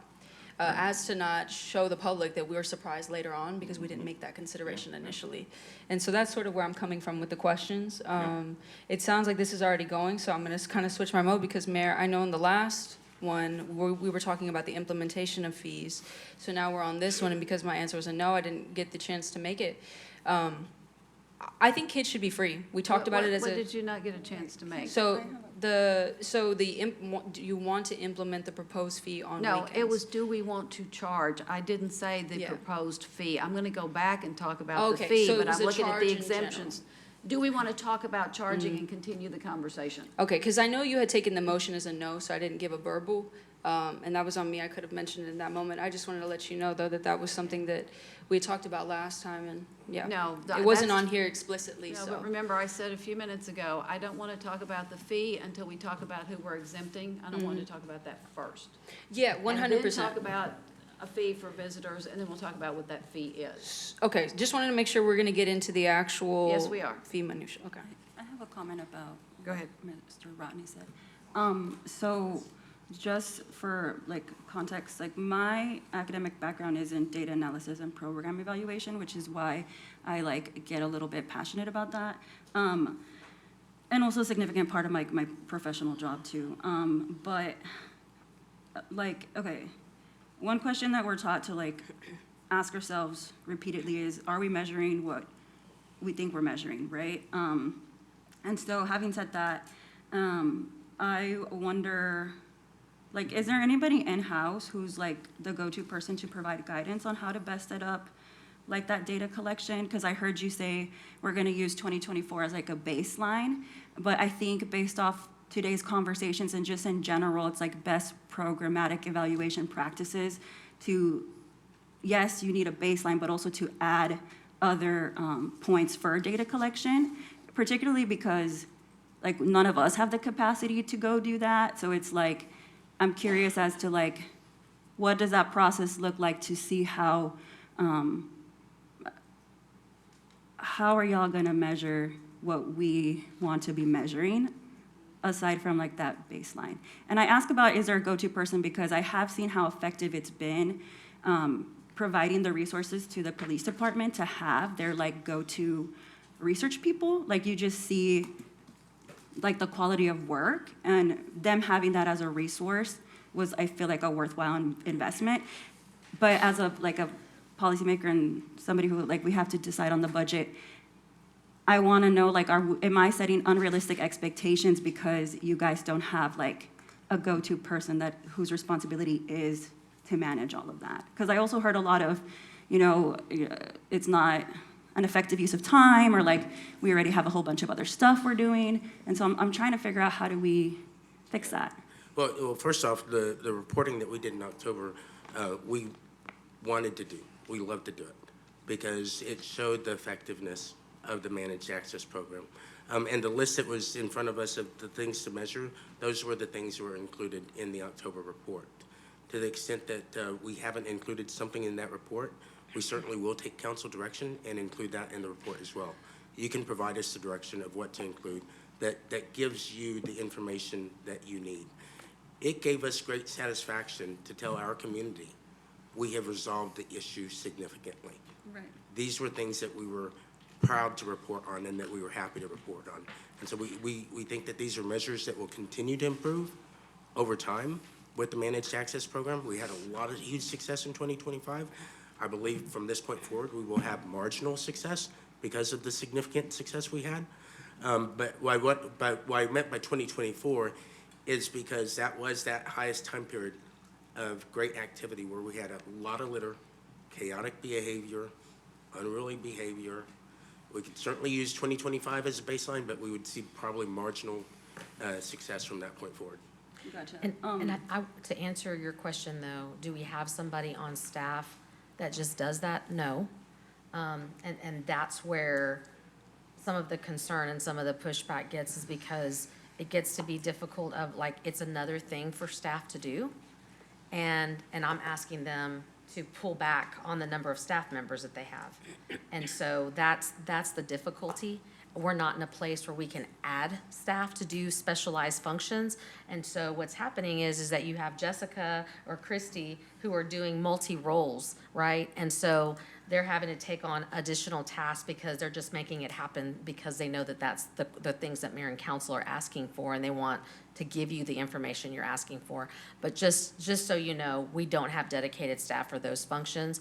Do we want to provide you the information you need for policy decision-making? Absolutely. We want to make sure that you have what you need to be able to justify the things as y'all are talking through these things, and us to be able to make the case, but it doesn't come without a cost. So I just want to share that in an honest manner. Yeah. Are there other people in San Marcos who could do this?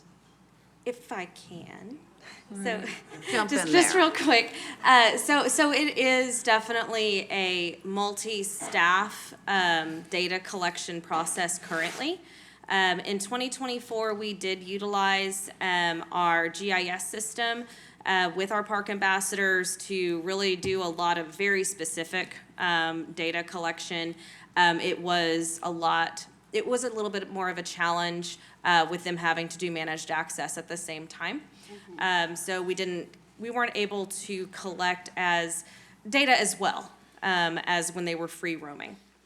So, but we are able to get litter measurements, specifically, down to the volume from our in-stream contractor, from our in-house resource recovery team that works with the Eyes of the San Marcos River on Monday morning cleanups. They actually started weighing the amount of litter that they are collecting and then logging that into a database. So it's multifaceted. It's not just one person. On the enforcement side, they have their mechanisms in which to kind of track things. It may be more observational versus hard data. Previously they had to log every single interaction, but that was very taxing on them, trying to kind of go from one touch point to another. And the optics were, because they have to do it on their cell phone, the optics are they're always on their cell phone. So it's kind of tough to kind of balance some things. But it's not just one person. It is definitely a multi-staff, multi-department effort to collect the data already. Yeah. Did you say that they're collecting the zip code that the people are coming from, and did you stay in a hotel? They did not. However, the Eyes of the San Marcos River, they did conduct a survey in 24 for that specific reason. They did one in English and then one in Spanish to collect that data. Right. So I just wanted to clarify. I think my comments and concerns are more so about like the methodology that is used when deciding what data points to collect. And so I don't know how to frame this. Like, even in this conversation we just had, what I wrote down was something like, we're using 2024 because it showed like the effectiveness of blah, blah, blah. Even that, like, as, that is like a no-no, right? Like, and I think you clarified it further, but the methodology is we're using that to assess effectiveness, not we're using that because it showed effectiveness. Does that make sense? Like, it's already a leading Yeah. statement. Like It's not you're- apples to apples. Right, or it's just, but anyways, and so that's why I ask. But I do agree using that as the baseline, but that just kind of triggered a thought when it's like the methodology of like, what is the most valuable use of time to be able to measure what we think we're measuring? Because the situation that happened earlier with, where it's like, wait, so y'all didn't follow up with the people to understand the barriers in this way? I think that kind of situation where perhaps, and I don't know if y'all had that expectation too, but I mean, I had that expectation where there's a disconnect. That's like not the first time that that's happened in conversations. And I hate that it feels like it's a gotcha towards staff members when I do hear and I honor and I recognize that you guys are already a lot of the times going above and beyond, right? So I'm trying to get a sense of how we can best support staff so that this doesn't continue to happen. So everybody is kind of set up with expectations and the tools that they need, but perhaps it's a conversation for visioning. Yeah, and just as a reminder, you know, this wasn't for staff solely. Our residents talked to us greatly about the situations that were happening there. Right. And so we came forward with this to council for your consideration, not just because staff wanted it, but our community wanted it. And so in addition to, of course, the hard data, there's the anecdotal data, the emails that we get. You know I love me that. The comments that we get about what managed access brought to us. And so we definitely want to work with council. We Right. believe it's very effective. We never want to overstate anything or make the data seem like it's one-sided. But we certainly found that the hard data was backed up by the anecdotal data as well. Gotcha, yes. Yeah, I think I will bake these thoughts further and perhaps bring it up during visioning, the notion of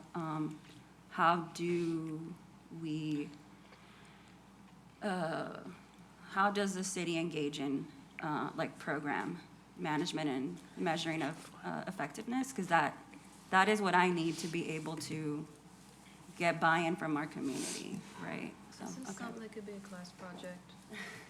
Especially you've got for a like university of people that high study all day, Here, like, where did you learn it? I think That's a you learned it in partnership right town, But so- the thing about having somebody from the university do it is that that is always gonna fall on a current staff member to supervise, Yes. right? And so it's like, for sure. yeah. But I also don't know if anybody else feels that way or if it's just like me and what I carry with me, that I want to be able to measure effectiveness, right? And see, like, so I think it's a conversation for visioning, but thank you guys for allowing me to exercise those demons. Because if not, I'm just gonna keep Yeah. getting mad up here, and I don't want that. It's not good for my mental health. Well, yeah, and especially in terms of like equity in data, right? Like I appreciate that you just mentioned, I'm not trying to make a one-sided thing, because sometimes it can, from this side of things, give the feeling as if y'all are guiding us to do something, right? And I guess what I'm trying to get at when I mentioned it earlier is measuring that equity piece. Like, let's be honest about, okay, hey, well, maybe it's not actually working in this area, and here's the data to prove it, and having honest conversations about that.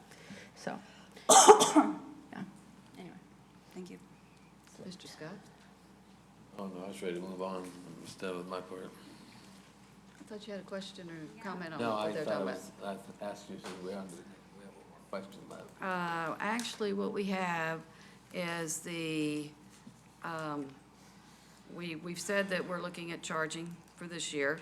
And so the question is, who are we going to exempt? And we've had extensive conversation on that with the parking. And then what rates are we willing to have if we end up there? I do have a question, Ms. Case. I'm sure the answer to this is yes, but I have to ask. Is the parking and this, if we decide to charge and exempt people, is it the same process as if I went through all that to get parking for free, am I good for the river pass? I would say yes. That would make it a heck of a lot easier. I can't see that we would do it any other way, but I didn't know what the mechanics are since would be most two of my, different does the systems. software do this questions have been no.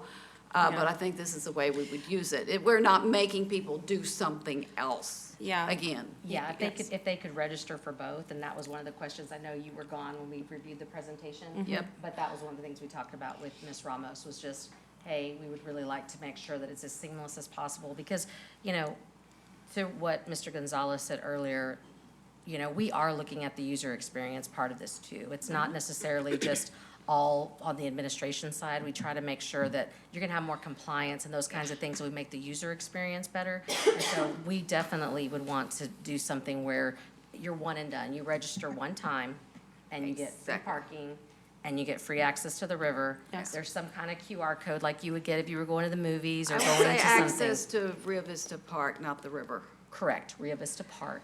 Thanks for that clarification, because you're exactly right. But just to have something that is like a QR code or something that can be scanned. And then if there was somebody who may have missed registering, what I'm hoping that we could do is just something very simple, like they just pull out their ID. If they have an enhanced card or something that would just show a 78666, that we could just be able to do and have it there. And they wouldn't have to go through, oh, you gotta go register Does the before we'll enhanced ever. card have an address? It does. It does, Yes. okay. Yes. Yes. So, Yeah, I I'm mean, that's what thinking- I would envision to make this as seamless as possible. There's a station right here where you can go register real quick. You wouldn't even have to do that. If someone were just to be able to show they're at the But river. that gets them in that day, that doesn't get them registered Right, for the future. but going forward, yes, we could have something like that. Yes, you're right, Mayor. I used to deal with this Yeah. when I was registering 5,000 students a day in arena registration. Yeah. Back when technology was less technology. Hey, we were one semester away from punch cards. That's what I'm saying. We were It's a making lot. progress. Um, Okay, so my question now is, who do we want to exempt? And your responses can be 78666, it could be nobody, or it can be the San Marcos School District boundary.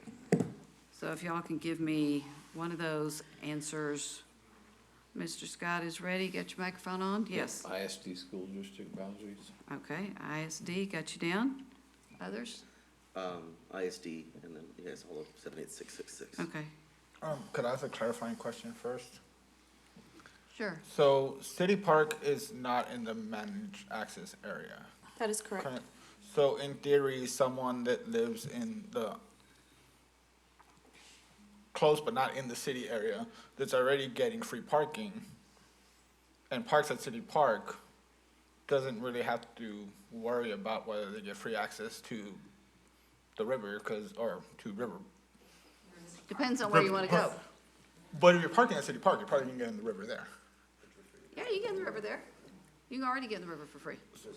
So someone that lives in Martindale that we just gave free parking to, Uh-huh. that parks at City Park, Uh-huh. we don't have to give them free access to the managed access area because they're gonna get into the river at City Park and are never gonna be charged or be met with someone that's attempting to charge them. Unless they're going for a picnic area or they're meeting people in Rio Vista. But wouldn't you go in City Park and follow the river trails to? Then they, Rio Vista and you're already in there's the a park? managed access point between Children's Park and Rio Vista So that you they literally would. have to jump into the river and come through the river and then get back out to. Basically, yeah. All right, fine, exempt them too, but I just didn't understand why we have to exempt them Did to you- both, because if they're already getting free parking and then getting in the river Did there. you say ISD is okay? Yeah. And when I'm saying ISD, this is the same thing that we did for parking. We're doing this, it looks like we're doing the same thing. Ms. Rodriguez, you can say no, but I mean, this is exempting, this is the free people. Yeah, I want continuity, so the same thing we did for City Park, which Right. was, yeah. It's ISD. Yeah. Okay, Mr. Purcell? Yes. Same. Okay, Ms. Garza? And, okay, so we're all good on that. So now we're getting into the tough part, is for people who are not exempt. What do we want to charge them?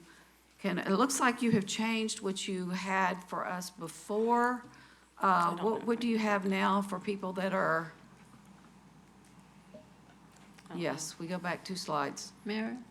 Well, that's for, it says proposed fee previously presented, but what was previously presented was $5, 12 to 59, $2 for 3 to 11, 60 plus, and I don't have it here, but I think military may have been in there. And 2 and under are free with the max rate of 25. Are you simplifying that now? I am. Okay. This is to what we be- originally presented. Right. Correct. Just trying to simplify it as much as possible. The age range of 6 and older, as I mentioned previously, $5. is contingent or consistent with the pool, correct? You know what would have been helpful for us? And I should have asked for it on the message boards. What do we already charge in certain areas? What do we already charge like that? But Mayor- we're not holding up for that now. Well, that's actually what I was gonna ask is, I mean, given that there's already the votes to go forward with the fees, is there any way we could come back with a more detailed Fee discussion. fee discussion?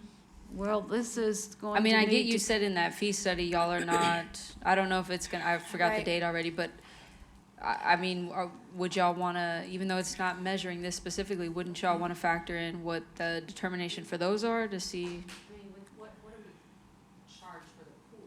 Like, is that something that we could do, because then that Yeah, would maybe be a little bit more. kind of consistent. Yeah. So we have a daily youth entry fee, which includes ages 6 to 12. That's $3. Youth season pass, we do offer season passes at the outdoor pool. So $39 for the season. Daily adult entry fee for ages 13 and up is $4.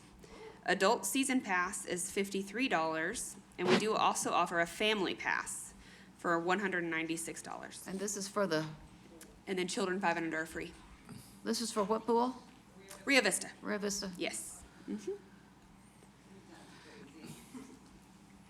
So question on that. If a family wanted to come, I'm just gonna pick on Kyle, because they're not getting exempted from anything. Family comes down from Kyle, they're gonna pay to get into Rio Vista Park, but if they wanna use the pool, are they gonna then pay again to use the pool? That's something that we need to have a conversation about. My thought is that it would be no, or it would be a reduced rate. It is a different amenity.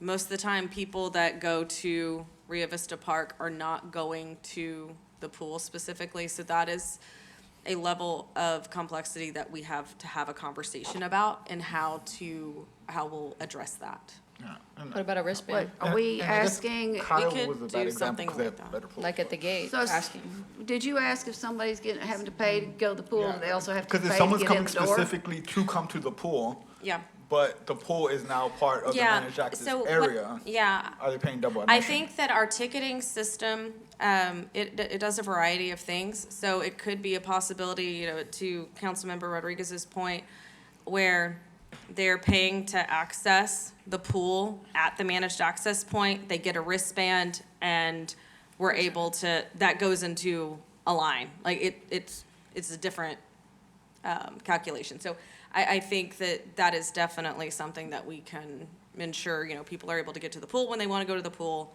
They're able to access, you know, the park as well, so.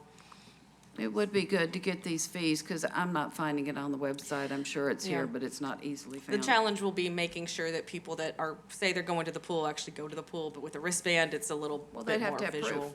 Yeah. Yeah. Huh. And Well, trash from the wristbands, yeah. how, okay, so since we're charging for all these other things, how are we charging? Is it back to the, like, Sights and Sounds magic money, or is it like going to the movies? The ticketing system? Mm-hmm. Well, I've had a whole presentation.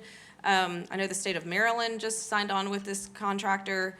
I don't know if it's totally inked yet, so I don't want to say whether or not, but, we'll have to provide you that information. It's basically a QR code that would be good. For residents, it would be a QR code on their phone. They get it scanned whenever they walk in.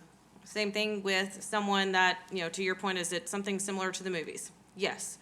They go online or on their phone and they pay to access. It's scanned. For this day? Yes, ma'am. Okay. Yeah, or, I mean, obviously, we can do whatever, we can set it up to however council wants. If it's, you know, But a I'd like to specific day be, or any day. of course, that's for our residents, and I'm just thinking that if you've got different fees for different age ranges, why would we make this different?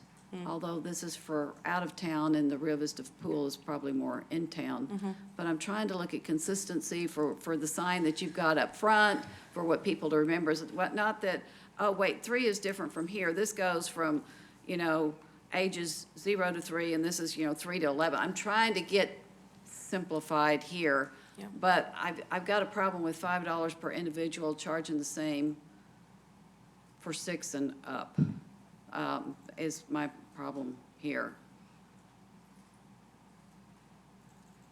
Of course, with a different. family, if you've got 5 people, And you max out at the 25.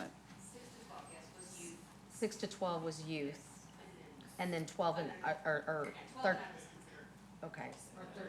Okay, I want to go around the table again and verify about this charging, but I'm not going to ask for a particular cost unless you want to give me one, because I think we've got more review to do on this. Because if people get to your website and they find certain costs that's actually for our current residents for the pool, and they think, wait a minute, is that the river, is this?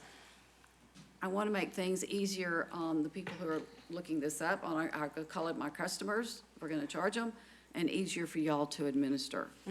And that's what I think y'all are probably better at figuring that out than I am up here. So, Ms. Reyes, what of this has to come back to us anyway on a regular agenda would for be a an vote? ordinance. The fees, it would need to be an ordinance, and so we would bring that back, so we could definitely. Anything besides the fees? I understand, I know the fees would. I No, don't think so. Nothing else, because with the managed access, we got direction on that. We'll go forward with the fencing and do the things there. So it's really just the fees. So the fees would have to come back. The long-term contract for the ticketing system, so it's the $30,000 annually. And we're not paying that now? No, we don't currently own this access to that system. It'll be an No, no. upfront $30,000. What are we using now for the pool? Civic Rec, which is totally different. And we can't use system. that for this? No, ma'am, we cannot. It does not do what we need it to do for a resident permit versus a ticket. We evaluated it, and unfortunately, it's just not robust enough to handle it. Okay, so what we're looking at is $30,000 an upfront and annual cost for something that we may not bring $30,000 in on the, I'm gonna say, out-of-town visitors. Depends on, I guess, the level Possibly. of fees, I guess. Well, and the number of people who come because we have a Correct. fee. Yeah. Mr. Gonzalez, did you have a question? Or were you just stretching? No, I had a question. Okay. So, I understand the answer. Civic Rec, the current pool ticketing system, won't cover this. But will the new system, like, could we get rid of Civic Rec and do pool fees? That was my through next the new- question. We'll have to look at it. I don't know if there would be a increased cost, I'll have to ask and see. I don't know if the 30,000 is including just the resident, ticket and then the Non-resident. non-resident No, we- access. We needed to talk to the other system. Well, I don't necessarily need to talk to the other system. I just need to, the quote that I received was to be able to implement resident passes and ticketing for out-of-town visitors to managed access for Rio Vista Park, not looking at it being able to do multiple other tickets to other amenities. Yeah, because the parking is at the kiosk and you're paying. It's a totally separate system, yes. So I will have to see if they would charge, if they're charging us additionally to do the pool or not. Obviously, if putting all of that in Rio Vista on one system would make sense. Yeah, 'cause essentially the crux of my question is, okay, right now we're looking at a $30,000 expense, but can we save by getting rid of what we're currently using for? Oh, no, sir, that's, Like- no, Well, sir. We is use there- it for everything. Oh, Okay, so you looked at this. Did y'all ask if there's another module we could buy that's not 30,000 for the Civic Plus I that would do um, this? So our recreation contracts manager did look at other options. Civic Rec is, even with any additional things, can't do what we need it to do. But it can do the others. It I can don't- do I'm not following registrations, that. it can do, for programs and those kinds of things. Yeah. But it could not issue a resident pass. It couldn't do what we need it to do because I have to make it as simple as possible. But we're getting the resident pass from the parking. Well, it'll have to be a separate ticket that somebody shows at the entrance. So it won't be the same because the That's permits true. at It parking works are, differently. virtual. On QR codes. Okay, I'm gonna go around the table and just verify that we want to charge something. And again, for anyone just tuning in now, this is not for people in the San Marcos Consolidated Independent School District. This is for out-of-town visitors. And see if we've had a lot of conversation, and see if we're gonna charge, and then let y'all figure all this other stuff out. Ms. Reyes, is that okay? Okay, so, Mr. Scott? You're a yes. Mr. Gonzalez? Yes. Ms. Mendoza? Yes. Ms. Garza? Mr. Paselk? Yes, but I'd like to see the data on what it costs for us to do that. That's what we're waiting on. That's Okay. why we're not making a final decision. This is, we're willing to consider it, tell us more. Yes. Does that work? The data as far as what it's gonna cost for, Everything, we just always got to make sure we're above water. The whole point of. so the there will thing be an that- upfront investment that I will have to take out of my existing budget, if that's what you're looking for. We're gonna give you all All time things to We just. won't Considered. know how many tickets Work. we're gonna sell. for Correct. out-of-towners. Right, So initially, that's gonna be right, the- initially, I have to pay out of my professional services budget in order to fund the ticketing system, whatever value that is, to your point. And then if we charge, then we'll recoup and we'll see. Right, and then what time frame would we recoup? Does it rain 3 days in a row, nobody shows up? All things a holiday considered. weekend. On a holiday weekend, you And I know, don't- I don't know that we'll necessarily, because we won't know after implementing a fee, how many people will actually come to the river to pay But the we fee. know- Park, to use the But park. did we do counters last year? because it's counteractive Yes. as well. It We can did be. not We did do, not we do did not do counters. gate counters to count the number of people that were entering the park. No, we did not. Our focus was educating them. We're not counting how many were entering. And that, even if we did count, it still wouldn't give us an accurate portrayal of how many are locals and how many are out-of-towners. And Yeah. so that's gonna be the hard part, is wanting to understand what who actually comes. Yep. You know, and uses it once there is a fee, and we won't know that. So that's what's gonna be important. Yeah, and we're looking at $5 and New Braunfels charging $2.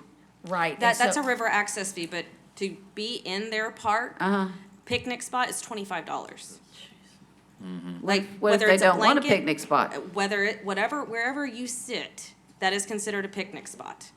Blanket, it does not matter, it is $25. So it's $2 to get in plus 25 $2 to to do. float the river. Yes, it is $2 Okay. to float the river. That's their river management fee. And how many then can come in for the 25? It's ridiculous. however picnic many spot? people they can fit in their city park. I don't know if they have it capped at a specific number. So it's essentially $2 to come in and keep moving, but if you want to stop somewhere, it's $25. So I Mr. think, Or you want to Gonzalez, sit down, it's Mr. 25. If you Gonzalez. sit, a park ranger will approach you to pay the $25 because I think that they hand you a wristband or something. Mr. Gonzalez, I'll again ask you to wait, please, because Mr. Paselk also has a question over here. Did you finish the answer to him, though? I believe I did. Did I Okay, finish? thank you, Mr. Paselk. Ms. Case, is that they're visitors only, or, Yes, so that is their visitors only. However, so their residents are provided, it's included in their river resident pass. However, if they have a secondary picnic spot, that is $25. Okay. So if they have one spot, it's free, but if they have a second spot, then it is $25. So if it's 2 people, it's 25. If it's 12 people, it's 25. Sounds It like depends it. from what I'm hearing her say is that if they have more than one spot. If they have a picnic table and then they lay a blanket, the picnic table would be free, but the blanket adjacent to that picnic Would be table would be $25. I was $25. talking about visitors. For That would be visitors, residents, but visitors, $25, no matter whether you're in a chair, picnic That's what I'm spot. saying, whatever. whether it's 2 people, or Yes. I'm just gonna say 12, Yes. it's 25. It's per spot, not by person. I wonder how many square feet that is. Okay. Okay, So we won't know. I mean, I think that's the honest answer, Mr. Paselk, is we won't know what that looks like until we actually implement the fee and see what actual usage is, to be able to say, we may have a loss, you know, and so I think that what's important is being able to quantify that, you know, and go into this knowing that we only do it for a year and we revisit to make sure, like, we're not gonna get into a multi-year contract where we're doing this for 5 years and we're stuck doing that if we see that it's not a revenue generator the way we anticipate. And so we need to understand and know that going into this, that we're gonna have to evaluate this after the let's first year. make sure our software contract is year by year. Yeah. Okay, I need to finish here. Ms. Rodriguez, this is we're looking at charging, and don't want to make presumption, but I'm guessing you're a no. Yes, ma'am. Inconsistent. I'm a no with understanding all of the proposed benefits. I don't feel like I have enough data. I don't feel like we're understanding fully as a body the precedent that we're setting. These rates will continue to raise, even whatever rate we decide in the upcoming future. And it just feels really antithetical to the use of the public. And I have very deep concerns with the fact that we are charging for children. Well, we haven't decided that yet. So, as proposed, if that makes you happier. But she changed it. So- No, We're not we're considering not the looking at proposal. 5. Well, we don't know yet because we're still waiting to make that decision, so Right. who knows? But as proposed in the packet, that's what I'm talking about. But that's So, yeah. not what we're talking about right this second. And we'll see if the body changes. Okay, so I'm a yes, so that's 5, but that means there's a lot of work to be done to figure out how this, for the other fees that we have, like the pool, is there a resident and non-resident? No. We have that for some things, though, like booking a room at the activity center. and- Activity center, we do, yes. Okay. And rentals such as pavilions Right. and those kinds of things, yes. Okay. Okay, what else do you need from us, Ms. Case? I Oh, apologize. wait a minute, Mr. Gonzalez has a question. So, 2 questions. So going back to New Braunfels and the mayor's scenario. So 12 people sharing one chair, $25. 12 people, they each bring a chair, $400. Correct? So 12 times 25? No, it's $25 per spot. I Right, don't so know if- that they if have 12 a people came in people with a limit. chair. I can Well, no, read but that's their what I'm saying. website. So 12 chairs would be 12 spots, correct? No. So I could just read what their website says. Please do. And so it says, park rangers will collect a $25 fee per picnic space for non-residents.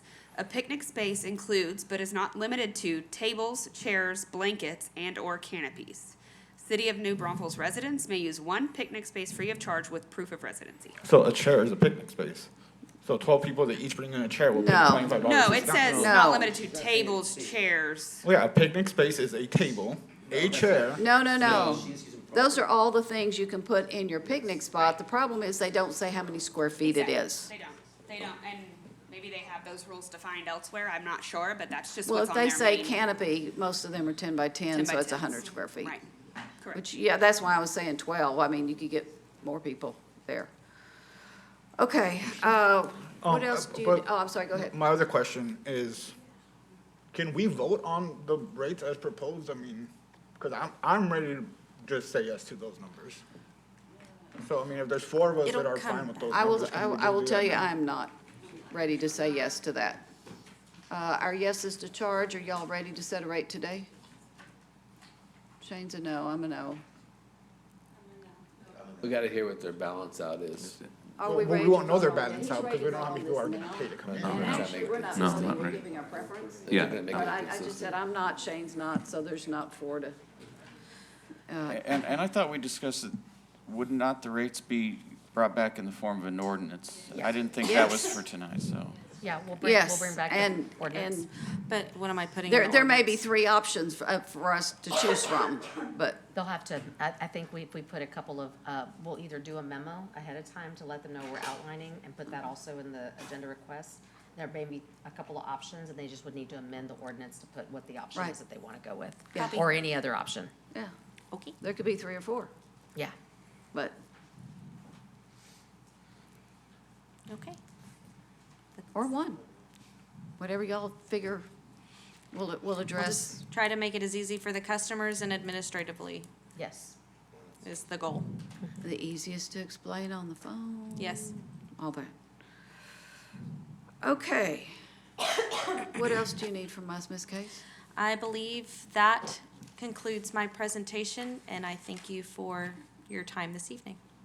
We thank y'all for your time this Thank you. evening. Thank you all for Thank you being for hanging here. in there with my hacking. And I am Team, thanks sorry for the you're not cough feeling drops. well, but, Thank y'all. okay, council, anything else? Okay, Actually, if I can just make a comment, Mayor, real quick. jump in there. I just want to say thank you to staff and everybody that contributed to this project. As a resident of Rio Vista, and I've got 12 family members that live between Rio Vista and East Guadalupe. Solicited and unsolicited phone calls that I'm getting are overwhelmingly supportive of what you guys have done over the past 2 years, especially the Riverside Street. They are just so appreciative, especially for the junk and the crap that they've been dealing with the past 10 years that's been getting increased. So just from them, thank you very much, guys. I appreciate what y'all done. Thank you. I would also like to thank all the volunteers that are helping clean the river and do many other things, because that's helping an immense amount, and by gosh, they are dedicated and they're not getting paid. So big thanks to Eyes of San Marcos River and other groups who are out there helping often. So, yeah, thank your fans. Okay, next up is question and answer session with press and public. There's no one who has signed up for the, am I correct on that, Mr. Trevino? Okay, so there being no further business on our agenda, we will adjourn at 9:11.